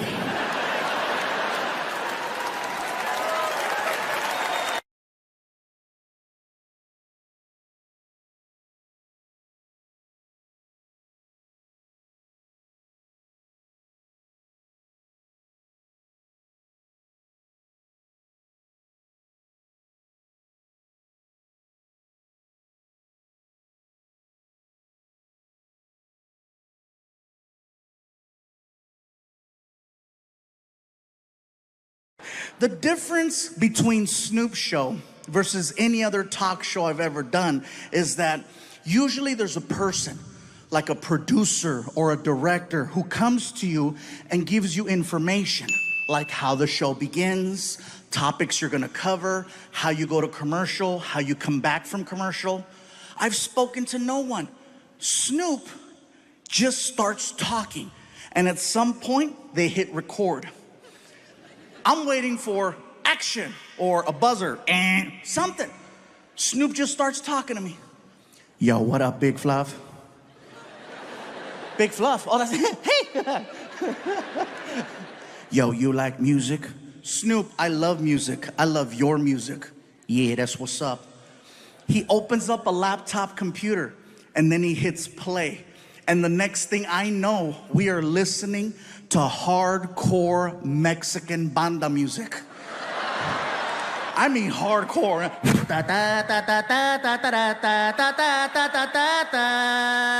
And you can hear gunshots in the song.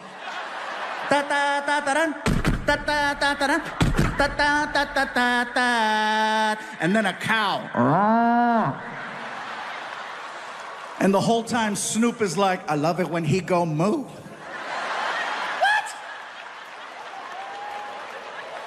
I feel like he's messing with me because I'm Mexican, right? So I called him out. I said, Snoop, do you understand what you're listening to? And he said this, and it scared me. He said, gangster recognize gangster. The reason why it scared me was because he was telling the truth. We were listening to actual Mexican cartel songs that don't play on the radio. And the fact that he knew that, the fact that his level of street knowledge in another language was that on point, I said, I gotta shut the hell up. Don't speak unless spoken to, that's the code. Next thing I know, Snoop reaches under the desk and he pulls out the biggest blunt I have ever seen. Oh, this sucker was huge.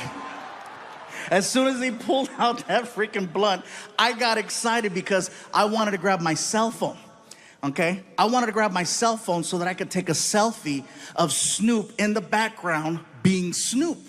So while I'm fumbling, trying to get my phone, Snoop starts talking to me again. Yo, Big Fluff. Yeah, what? Hit that while I hit this.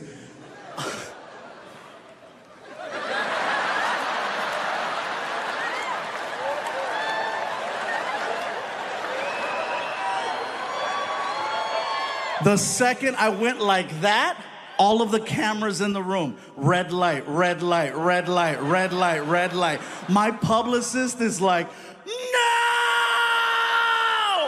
My son is like, yeah! And now I'm being faced, bro, I'm being faced with a serious situation because, you know, talked about friends participating in doing stuff like this, but I've never openly talked about myself, you know. And now I realize that from this moment forward, people are gonna know what happened here with Snoop. So I started trying to find ways to justify it to myself. You know, if you're gonna do something like this on camera, you want it to be with Snoop. You want it to be with Snoop, Cheech and Chong, or Willie Nelson.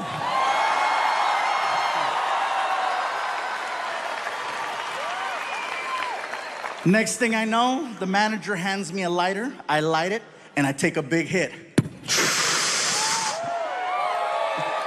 So listen, I'm doing my best to hold in all this smoke because I don't want to look like a punk in front of Snoop Dogg. I'm trying, I'm fighting, bro. It's hard, you know.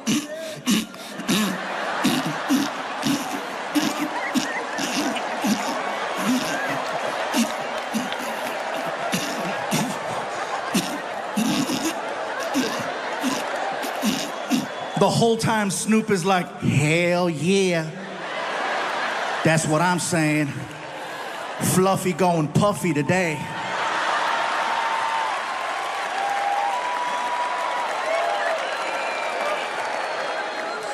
I do not remember the rest of the interview. What I remember is my buddy Anthony telling Snoop Dogg and I to stand up for a picture.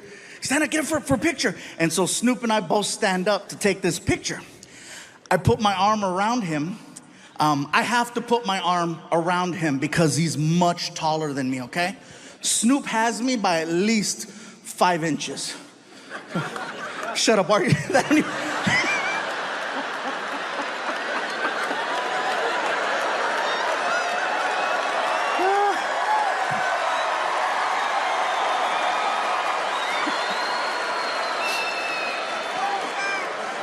You guys are laughing at the wrong jokes.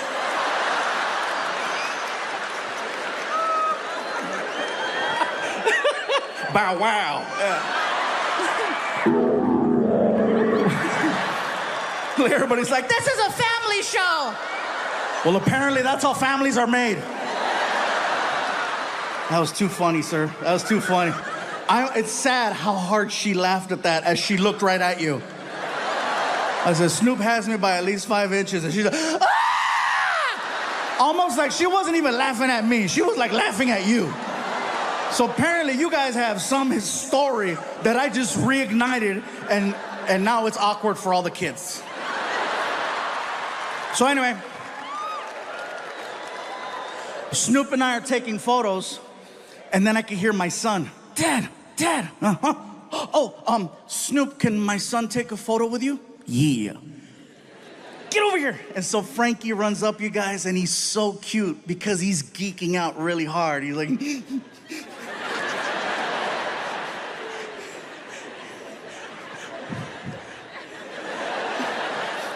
Snoop, this is my son Frankie.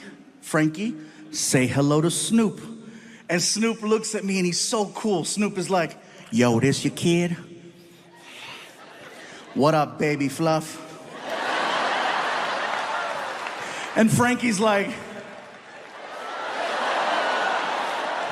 I don't like that name. That's too bad, get a job, go.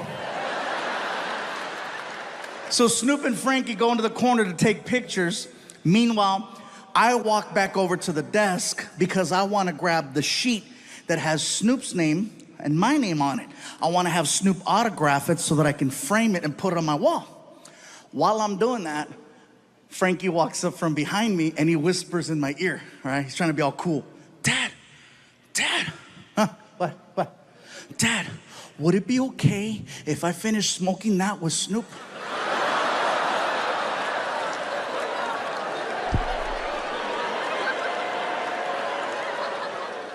Now I am being faced with the biggest moral decision of my life.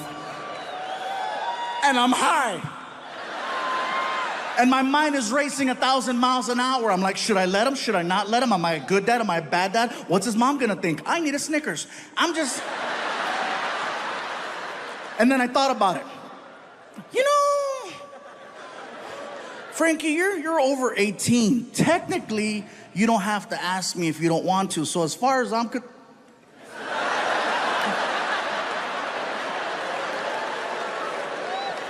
where'd you go? A minute later, I am recording my son in a cloud with Snoop Dogg. And then I sent the video to his mom. Hashtag biscuit blocker, yes I did.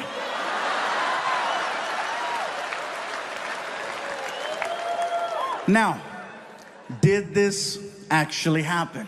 Yes, it did. You can go online and watch the video on YouTube, punch in Snoop Dogg. Next to that, put Fluffy or Gabriel, and you can see the whole thing. Let me know how it turns out. The fact that I got to meet Snoop was awesome. He looked for me.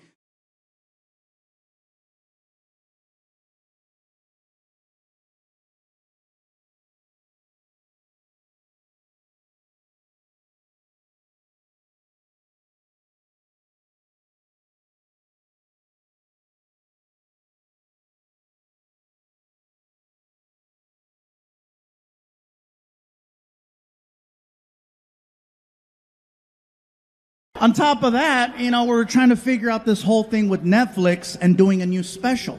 And during the pandemic, 2020 especially, it was not even a possibility of assembling a few people, much less a stadium. So Netflix made it clear, we need a new special sooner than later, okay? This was right before they didn't have Squid Games yet. You remember?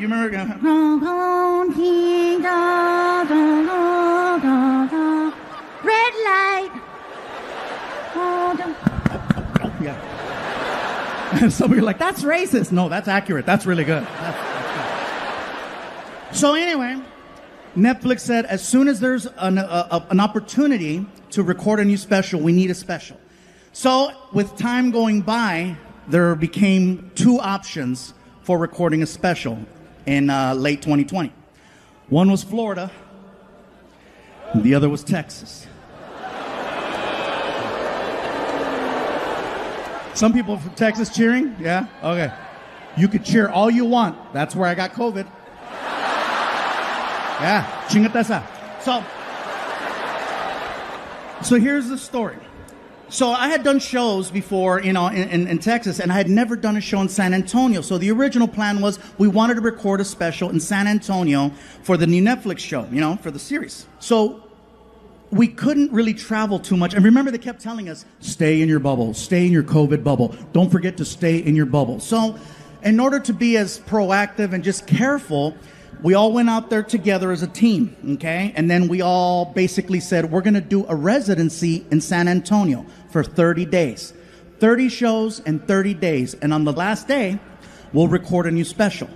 This way it gives me a chance to start performing again because it'd been over a year since I touched the stage.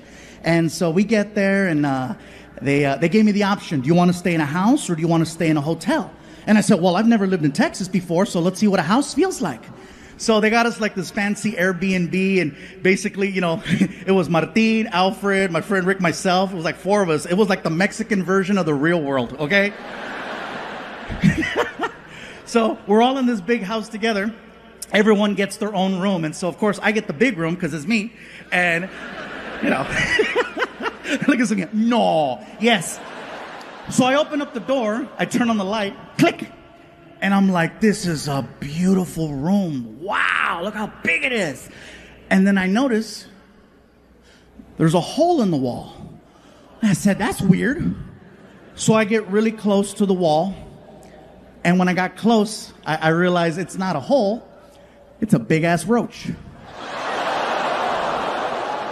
And let me tell you, I am not exaggerating when I tell you that cuca was this big. That roach was this big. Now, I have used this unit of measure before to exaggerate. And let me tell you, I'm not exaggerating when I tell you that freaking cucaracha was this big. And I don't want you guys thinking, oh, what, you think you're too good for roaches? No. I grew up with roaches my whole life. My mom and I, we lived in apartment buildings, projects. We always had roaches, but they were different. First of all, they were this big. And California roaches are very different, okay? For example, when you turn on the light, they scatter. In Texas, he chilled. In California, they respond to sound and movement. Ah! Scatter.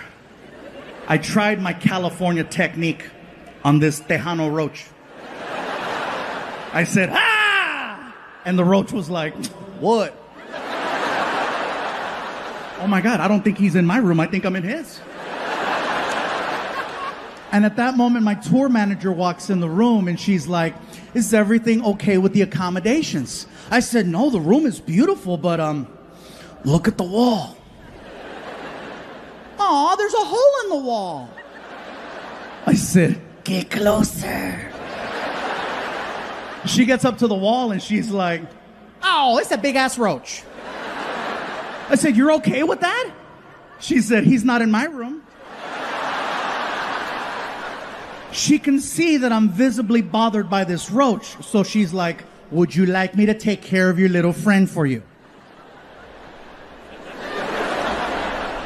And it is a little emasculating because I'm a big guy and she's like 5'2". So she's like, move, fool. She takes off her shoes, she grabs it, she gets up on a chair, and she brings it back, and she's like, you know, soy la 69.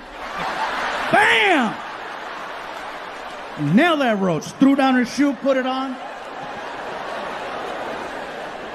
I look at the wall, and it kept moving. And I said, you have angered our friend. And she was like defensive. Fool, round two. So she grabs her shoe, gets back up on the stool, and she brings it back. And just as she's about to nail this roach for the second time, that shit started flying. It was a Harry Potter roach. Oh, man, mira. She's ñañeras, man. So anyway, we were there for 27 days. And for some reason, on the 27th day, out of a team of 30 people that were there to film a special, I was the only one that tested positive for COVID-19. No one else got it. Not Martin, not Alfred, nobody. And I told Martin, dude, I don't know where I got it. And he said, I think you got it from the roach.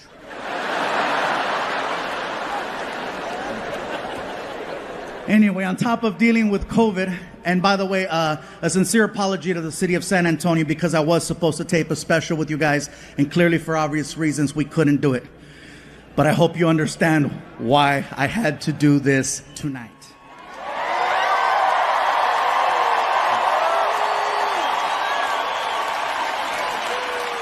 On top of dealing with COVID, the vaccine situation, I come to find out someone was trying to extort money from me.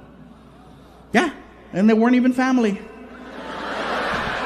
So chingate esta, watch.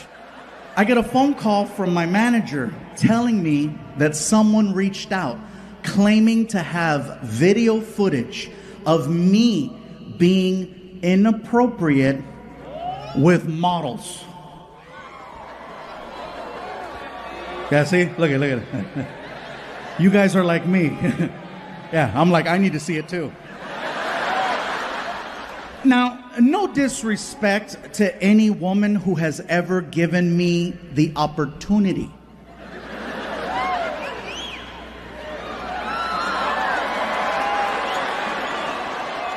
But none of them were models. Maybe a couple of cochinas from West Covina, maybe. But they were not models. They were not models. They were just good citizens. Thank you.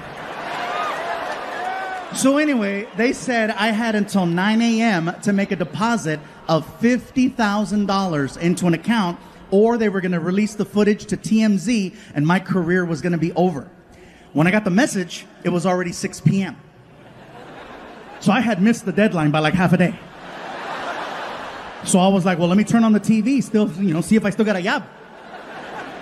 And clearly this is the first time you guys are hearing about this because there was no footage. They were just trying to scare me into giving them money. The only reason why I'm telling you the story is because only 50,000? Like seriously, that's what my career's worth? Don't get me wrong. I know when I said 50,000, some of you were like, oh, and it is a lot of money. But if you're going to go after a celebrity, $50,000 is really low. Like, to put into perspective, they did the same thing to Kevin Hart. And with Kevin Hart, they hit him for $10 million. $10 million, which lets me know where I stand on the comedy totem pole of success. There's Kevin Hart with 10 million, and I am like the Groupon of extortion. Where'd you get your extortion? Got that shit at Ross. It was on clearance.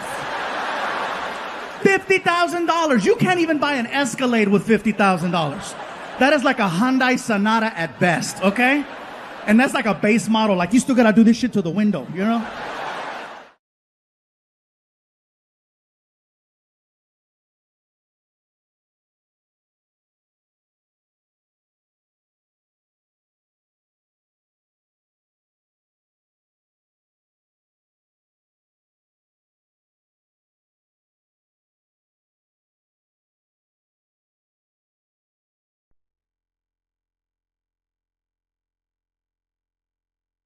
And you know what's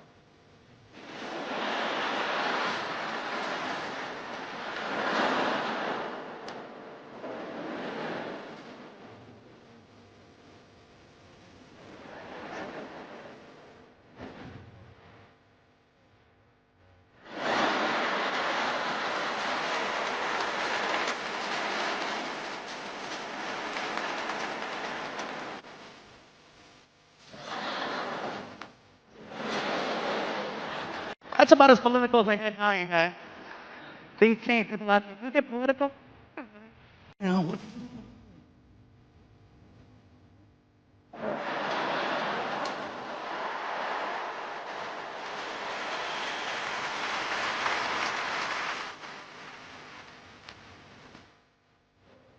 Come on, you guys. You know?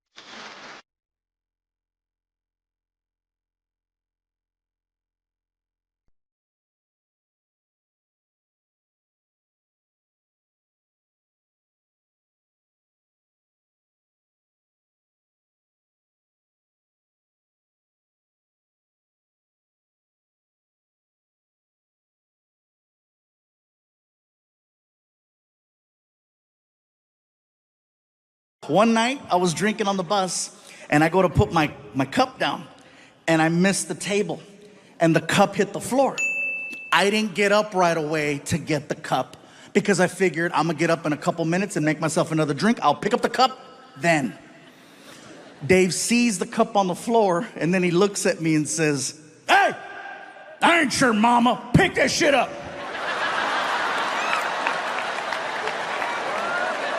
I get to the back of the bus and I'm like, wait a minute, I pay him. Hey, Dave, shut up. Yeah, I'll be in the back in my room. Thank you. Drive safe. And people tell me, you work with a man who talks that way to you? Why? Let me tell you why. Because he's honest. With Dave, you know exactly what you get. Nowadays, it is so hard for me to tell who's being genuine and who has an agenda. And with him, you know exactly where you stand. If he likes you, he loves you. And if not, you're on the curb with Kenny G. That being said, I have a story to share. About a year and a half ago, maybe longer, we're on the bus and we're heading down the highway. Just so you have kind of an understanding of the bus layout, let's say this is the front. Here's Dave, the driver, empty seat, and then a sliding door that goes in between him and the rest of the tour bus. My buddy Alfred and I are in the living room portion, and we're watching TV. We're watching the news. And on the news, there's this person who is running for some type of office. No particular office. And I guess their big plan is to erect a structure between two bodies of land. Somewhere. And I guess they want one side of the structure to finance the entire project. Well, my buddy Alfred and I, we have a lot of family that works in construction, and we know a bad job when we see one. So we started to voice our opinion out loud about how we felt about this person and what they wanted to do. We're being very loud. So loud, Dave can hear us.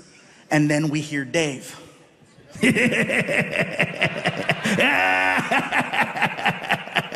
America.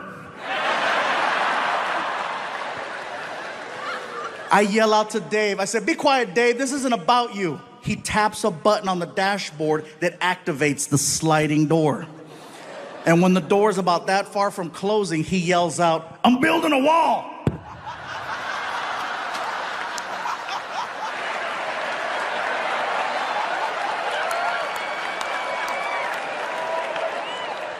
I couldn't even get upset because I was too much in shock over the fact that that came out of someone 4 feet away from me. My buddy Alfred and I, we look like chickens. We're like,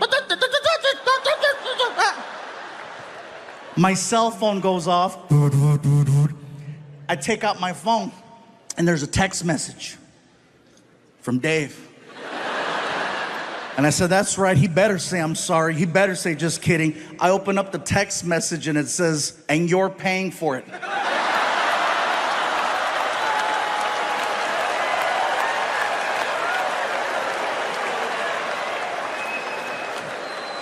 And people tell me, "You still work with him after that?" Yes, I do. I trust that man with my life every single night. I know where his heart's at. He can say whatever he wants. At the end of the day, he still has to drive around the king of the Mexicans.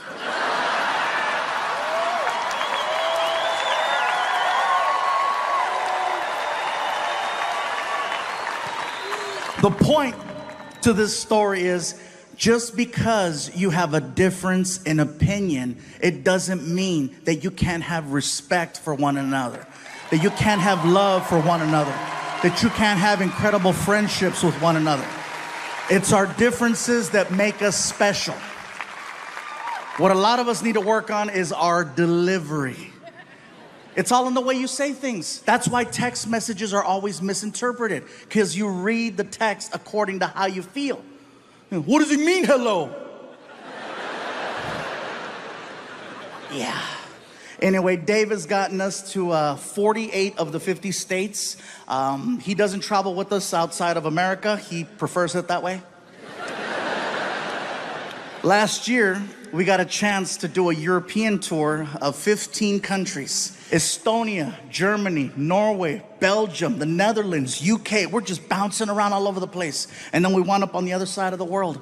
Out of all the countries I performed in, my favorite country outside of home is Australia. And I'll tell you why. Australia, much like us in America, has its list of priorities. You know what's not on their list? Political correctness. They do not care about your feelings. It's like a country full of Daves. Believe it or not, it's very refreshing to be around such a large group of people who speak their minds so freely. And if you know that before you go there, you're gonna have an amazing time. But if you don't know that and you show up, it is a culture shock and a half, because I showed up and I didn't know. Everybody says you got to see the beaches, and I went to the beach. I had people coming up to me. Hey, somebody help me get him back in the water. Yeah, right there, big fella. Look at you right there. Oh, look, he's moving. He's moving. He's moving. Oh, he's crying. He's crying. I bet it tastes like gravy.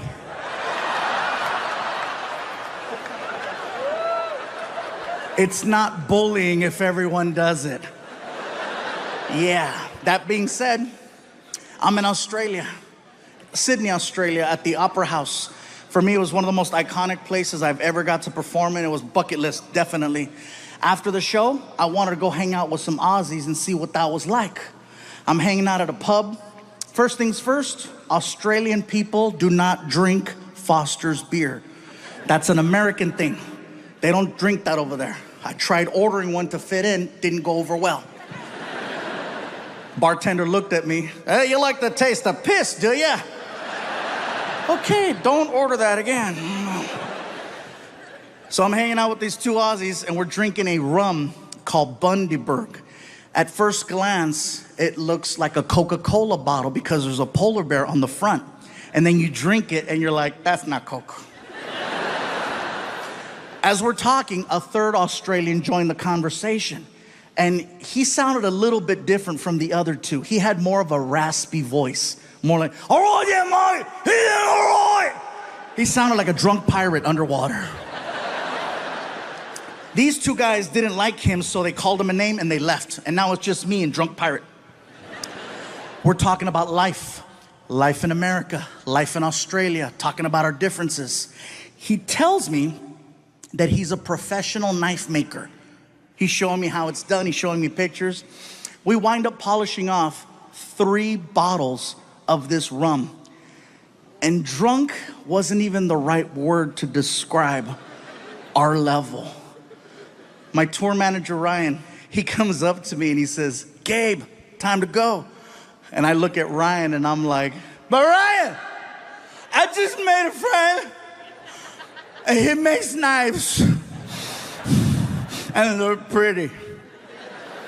My tour manager always knows how to talk to me no matter what condition I'm in. If I'm drunk, he knows better than to talk to me like I'm an adult. He talks to me like I'm 2. He looks at me and he says, hey, buddy. You hungry?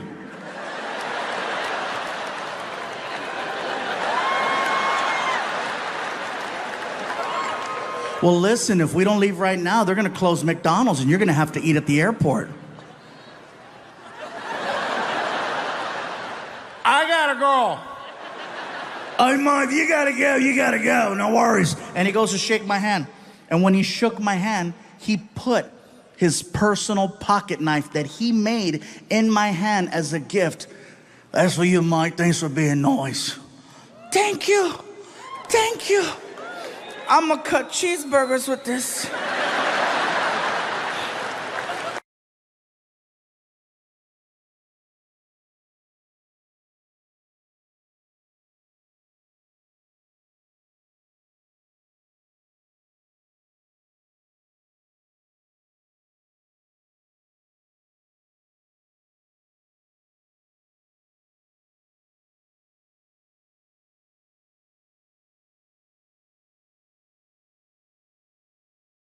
I am super excited, you guys. Let me tell you, this is our 19th year coming to Chicago, okay?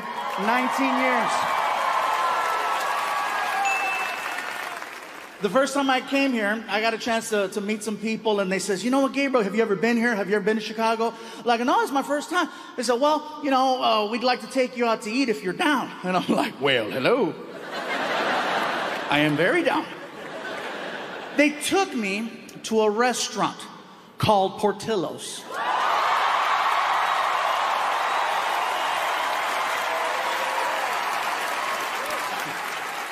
You heard of it? So we get there, and it was very, very good. The hot dogs were delicious. I had a chicken chop salad, it was amazing. Had a beef dip, really, really good.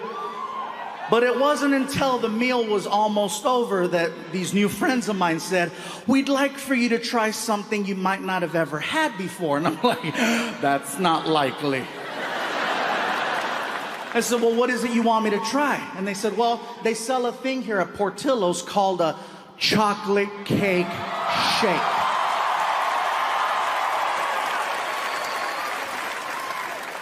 I said, you had me at chocolate. They said, well, you got to go up to the special window and you got to order it from the lady. So I'm like, okay, cool. So I get up and I walk over to the lady and she's like, can I help you? I say, yes, my friends are telling me that I need to try this thing called a chocolate cake shake. Okay, what size would you like? How good is it? You want a large? All right. Can I please have a large chocolate cake shake? No problem. There I pay. And she turns around. She turns around and she walks over to this little refrigerator that's on the counter. And she opens it up and she pulls out a piece of chocolate cake. And I'm thinking to myself, she must misunderstood what I said. I didn't ask for a piece of chocolate cake. I asked for a chocolate cake shake. She must have heard what I was thinking because she's walking by and she's like, it's gonna happen.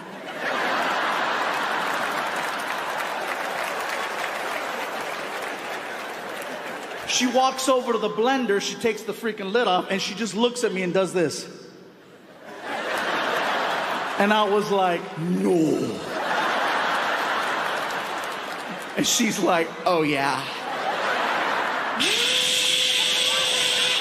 She pours it and she hands me this like 44-ounce chocolate shake, which is way more than anybody should be drinking. The straw was so thick you could almost fit your thumb in it, okay? So I grab the shake and I begin to attempt to drink it. So I'm just, and I can see the shake coming out.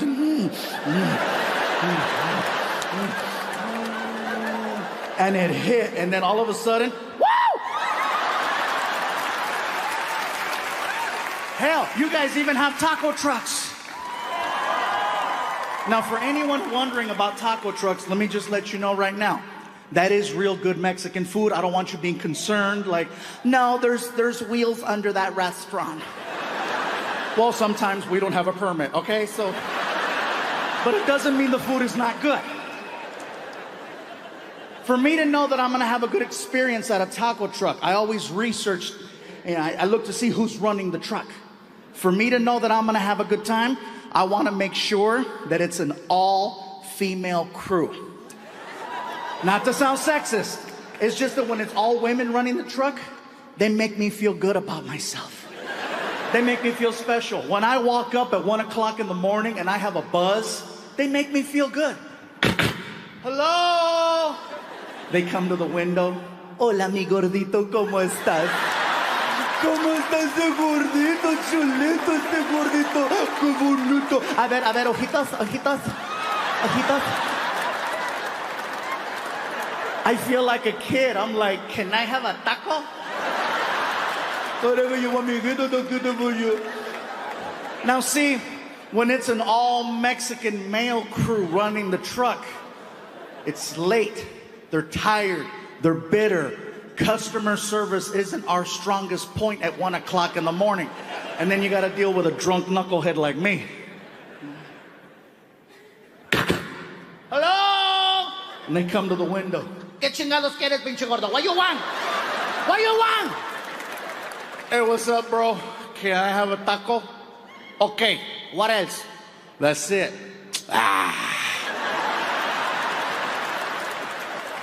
That's not even a word. But you know exactly what he just told you. For some reason, Mexican people and only Mexican people have this sound that comes out of us that can just discredit anything you put in front of it. It doesn't matter what it is. We can kill it with that sound. I just graduated from college, top of my class.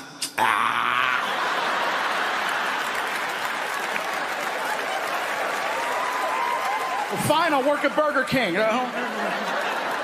Papi, this is my fiance. He loves me. Fine, I'll be a whore.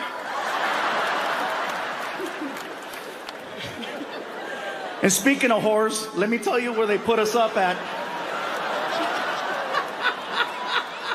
That's a bad segue. No, there's no whores at this hotel. Listen, I would like to personally thank the promoters for not only making this special happen, but for taking really good care of us. They put us at a hotel that's right across the street, you guys. And you know you're in a good hotel when you get inside of the elevator and it talks. It's one of those, you know? First floor. Second floor. Third floor. I'm like, man, she sounds hot. Fourth floor. Fifth floor. Oh, yeah. Martin asked me, how far are you going up? I said, all the way. I gotta see how this ends, you know what I'm saying? Oh, man. And by the way, you guys, since the last time we were here, I've had a few things change in my life. Some things happened that were so crazy that I couldn't even believe that it was a possibility. First thing that happened was I had my first ever celebrity death hoax, meaning that someone faked my death on the internet and it went viral. Someone wrote an amazing article that was read by over 30 million people that was so good, even I was like, oh my God, I was so nice.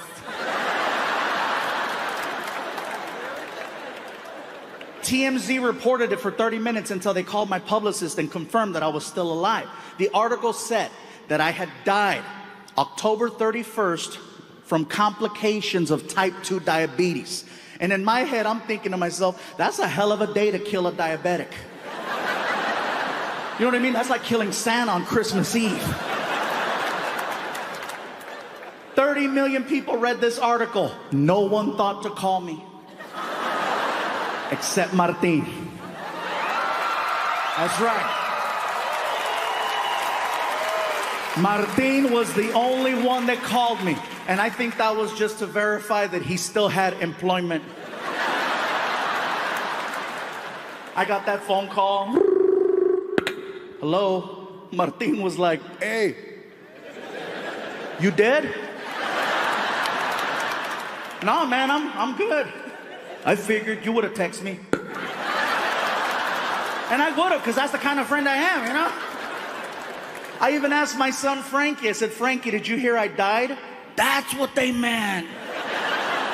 I go, what do you mean that's what they meant? Well, my friends were asking if you were okay. I go, what'd you tell them? I hadn't seen you. And so, well, apparently I died. Welcome back.